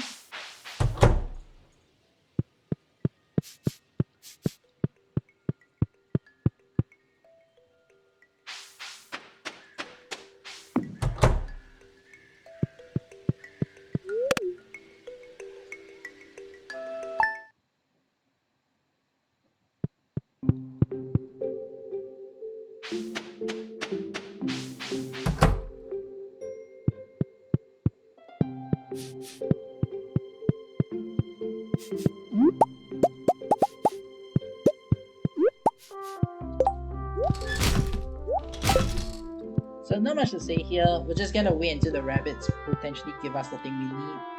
And we're also gonna be consistently looking to that side, as I've said before. We're basically just gonna find the purple mushroom that we need, and once we get the purple mushroom, then and the thing which is the rabbit's foot, then we're pretty much set for this entire run. We just need to finish up some loose ends, and we're done for this entire run.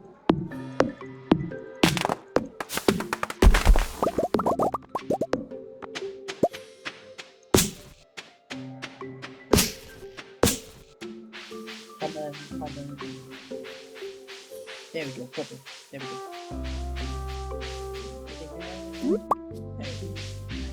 Alright. So pretty much gonna be the rest of this run is just gonna be hoping to get the rabbit's foot. Once you get the rabbit's foot, then we have to do some preliminary stuff just to finish the rest of the bundles. And this will be the end of the marathon run session. So yeah, thank for whoever is gonna look at this run. Thanks for considering it, and I will say that this has been a very the path it took for me to learn this run has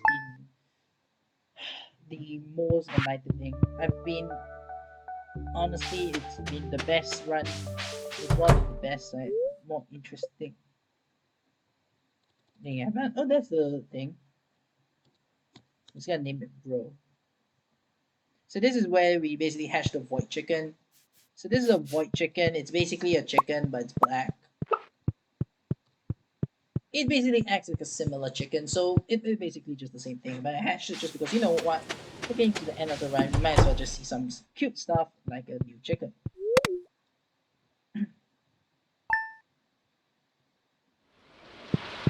Alright, so we're just hoping we get the rabbit's foot, and then we can just finish off the run pretty much easily. And tomorrow we'll probably have a shop ready, so let's do this. It's when usually I think that spawning the stuff that we need. Yeah, it's been a very long trip. Okay, you do.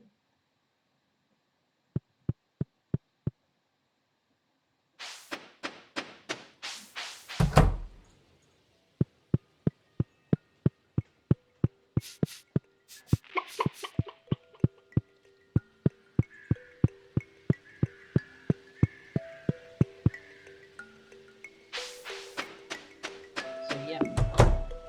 Alrighty. Getting to the end of the run, hopefully. If we can get it. Just need to know how long I've been recording for. 3 hours 54. Wow, it's actually not that bad actually. We can provide for 2 hours and 40. It's It's actually not that though, because usually you get lucky. There we go. That's the rabbit's food. So these guys. We're gonna keep our good friend here alive. Oh wow, as we finish off the run. Right. Guys, we finally did it. We're now on to the end run. So we're gonna be doing a couple of things right now. Mostly just preliminary stuff, because we're gonna be doing mainly just finishing up the bundles and all that stuff. So this one we're gonna be keeping a bunch of other things. So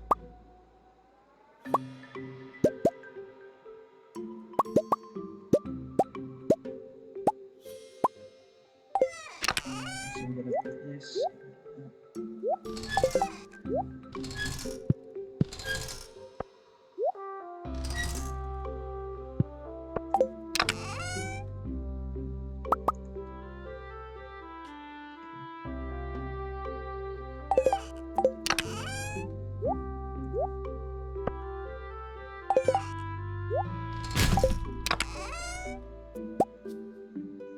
So we should have everything else, so let's do it.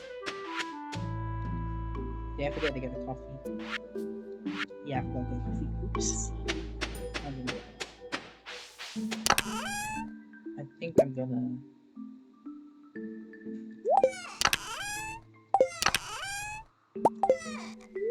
Yeah, so this is gonna be the final part of the run. We're gonna be turning in a lot of stuff right now.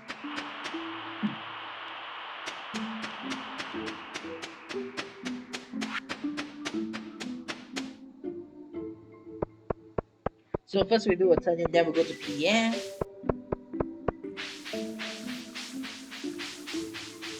Then we go to the beach. Then to Robin, and then we're done. So we're gonna be turning in right now. So let's start off with Chef's Bundle. We only can turn in this much first, but the rest we can turn in later. Night Bundle done. Enchanter's Bundle going to be done. Further Bundle done. Next is Field Research is done.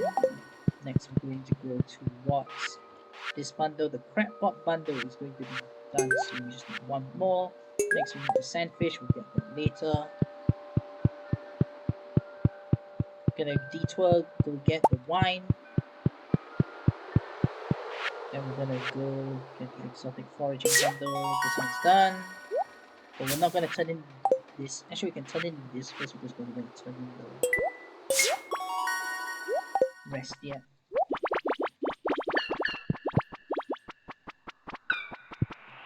So just turn in all at once and it's not the points.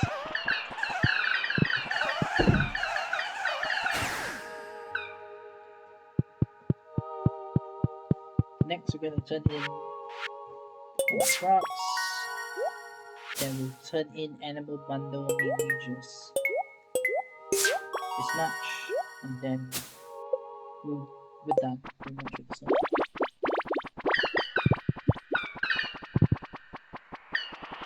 I'm gonna be turning multiple bundles at the same time, so it's so time. Because we usually wouldn't do this, but I think without the Sandfish it's not worth it. So yeah. Without the Sandfish we need the other bundles. So we need wine, we got that. So we just need the quick stuff, and then we're done with that bundle. And then we just need the money from the vault bundle and the Sandfish, as you can see here. So and the crab pot. I forgot about that. Forgot to mention that. So in order to get the cooking stuff, we need to go obviously cooking, but we can't go cooking immediately because cooking requires us to get a little bit of stuff in order to do so. So we have to do that first. But we're gonna go down. We're gonna go and go to Willy right now. We're gonna ask him for a crab pot. We can buy a crab pot from Willy. We're just gonna wait for that. In the meantime, some donations and other stuff, but we're just gonna wait for everything.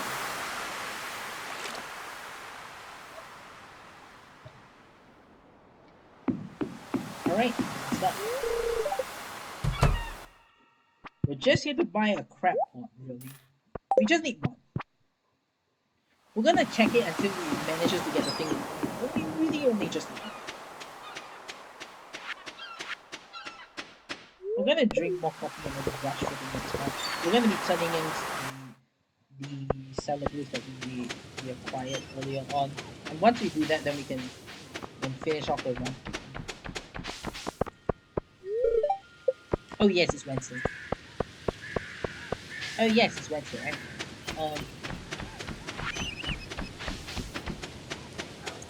Oh yeah, I forget it's Wednesday. I can't come together. Yeah, usually, no, could lead a marathon run. It's okay.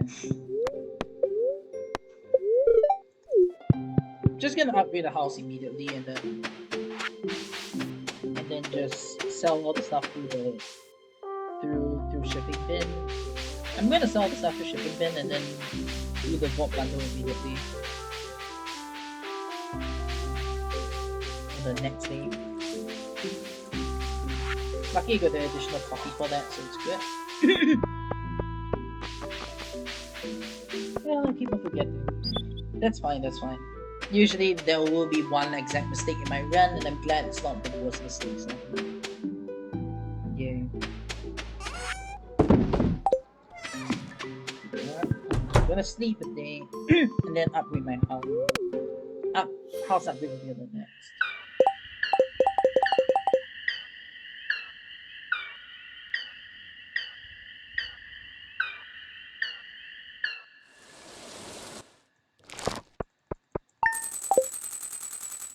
Yeah, you should have enough money, so it's fine.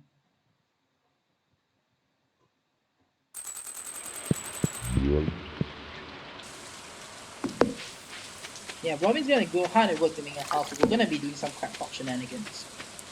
The crackpot look this way. We place it on the ground, we get some of these bait that we got here. That's the bait. And we put the bait into the crackpot like so. And then when we do this, then we just basically wait until the next thing happens, which is gonna be filling in. It will take 3 days for Robin to finish the house upgrade. So we've got a lot of time to finish the rest of the run. So we got $7,400, $74,000. It should be enough for the vault bundle. The vault bundle needs $37,500. So yeah, we pretty much have enough money for that. If it wasn't for the fact that I messed up the timing, it would be much easier. But you know what? It's fine. It had to happen at the same time. And of course, I think. Actually, I met it when it was 4,000, 22,500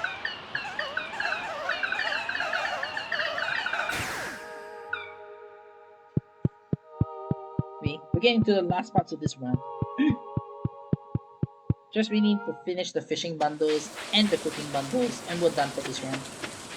So again, thanks to you, whoever's watching, for at least considering this. And you know, it's a great pleasure to at least do one run commentary. Anyways, just gonna finish this one quick. See, we do have to wait a bit longer because because we need to catch the sandfish, but it should be no big deal.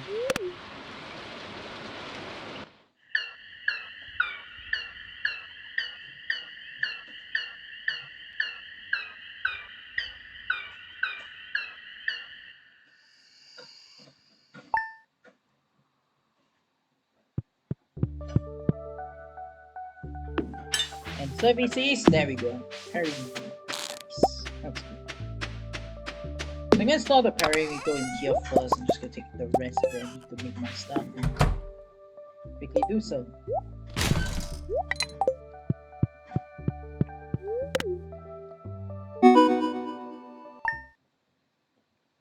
And this is the reason why we want to try to delay it as much as possible. It's because we basically have to teleport over there, and it's not really that great if we do it. So we got all the food that we need. We just need to wait for Pam to come to the thing. So what I'm going to be doing is we're going to be turning in everything. But we're not going to do it. We're going to do it all at once. It's much faster that way. But what we're going to be doing is we're going to be doing something known as NPC blocking. And NPC blocking basically means we're just going to block Pam as she's leaving the house. And by doing so, we actually make her move faster. So I'm gonna turn in the bundles now just to save some time and also have something to do. But really, this doesn't really matter when we turn in the bundles anyway. So yeah. Anyways, continuing on. Not much we can do here other than that. Pretty much every place in the community center is built, so it's really just about making sure we finish the last few bundles and all that jazz. There we go, chef's bundle, it's done, and the bulletin board is done. We're just gonna do that. Anyways, I'd like to thank a couple of people as I enter one. I'd like to thank Abu for inspiring me to playing this game. I know he doesn't really exactly like um follow much people in this, but I think it is a good shout out to him for the run for this marathon submission, since he's the one who inspired me to play Stardew semi in a speed running fashion. I would like to thank the community again. The community is so awesome. Speed running community has been awesome for me and for everyone else, and I can't say praises to that. So thanks to Chikorita, Old No Name, Black Hat Wings. I have just so many people to say. I guess Blade would be one, and also I'd like to thank a bunch of people who inspired me to continue doing what I love. There would be my friends Notu, Cash Jam, um, and other stuff.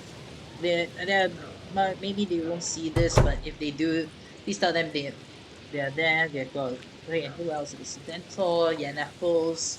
Yeah, just a lot of people actually that really inspire me to do what I like to do. And yeah, here's Pam. We're gonna block her.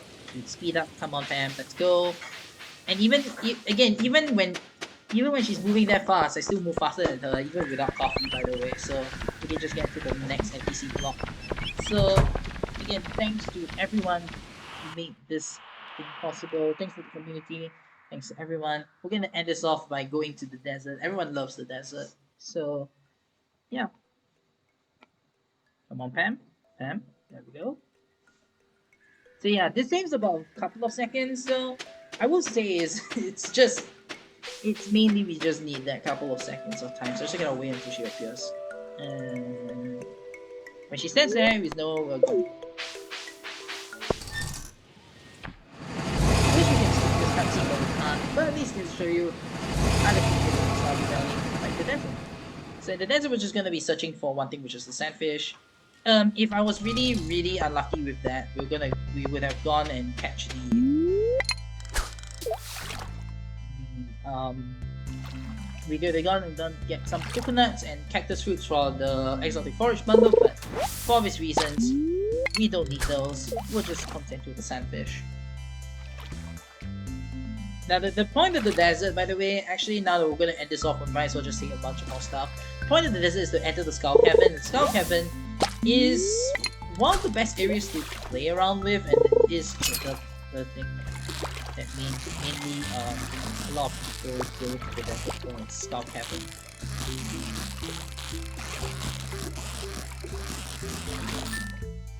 That's the sandfish, and we're done with the run.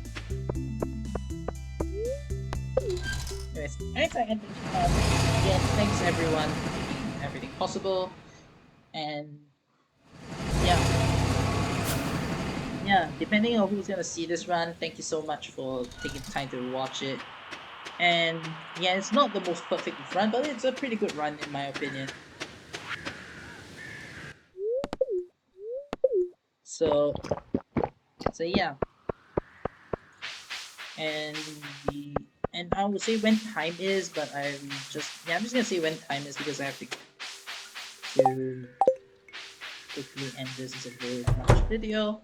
So time is when I finish the cutscene of this bundle right now. So this is not time. Time is when the bundle ends. And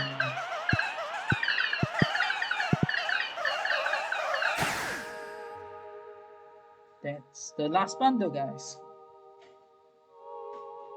The community center has been remade. Anyways, goodbye to the junior moles.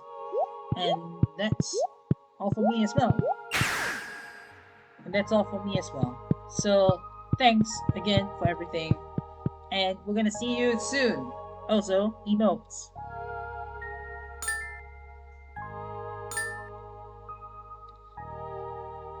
Alright, thank you so much for watching the video and for me explaining all and on about the run, how awesome the community is for the run, and etc. Anyways, thank you, thanks to my friends, thanks to the community, thanks to everyone, and we'll see whether I get in.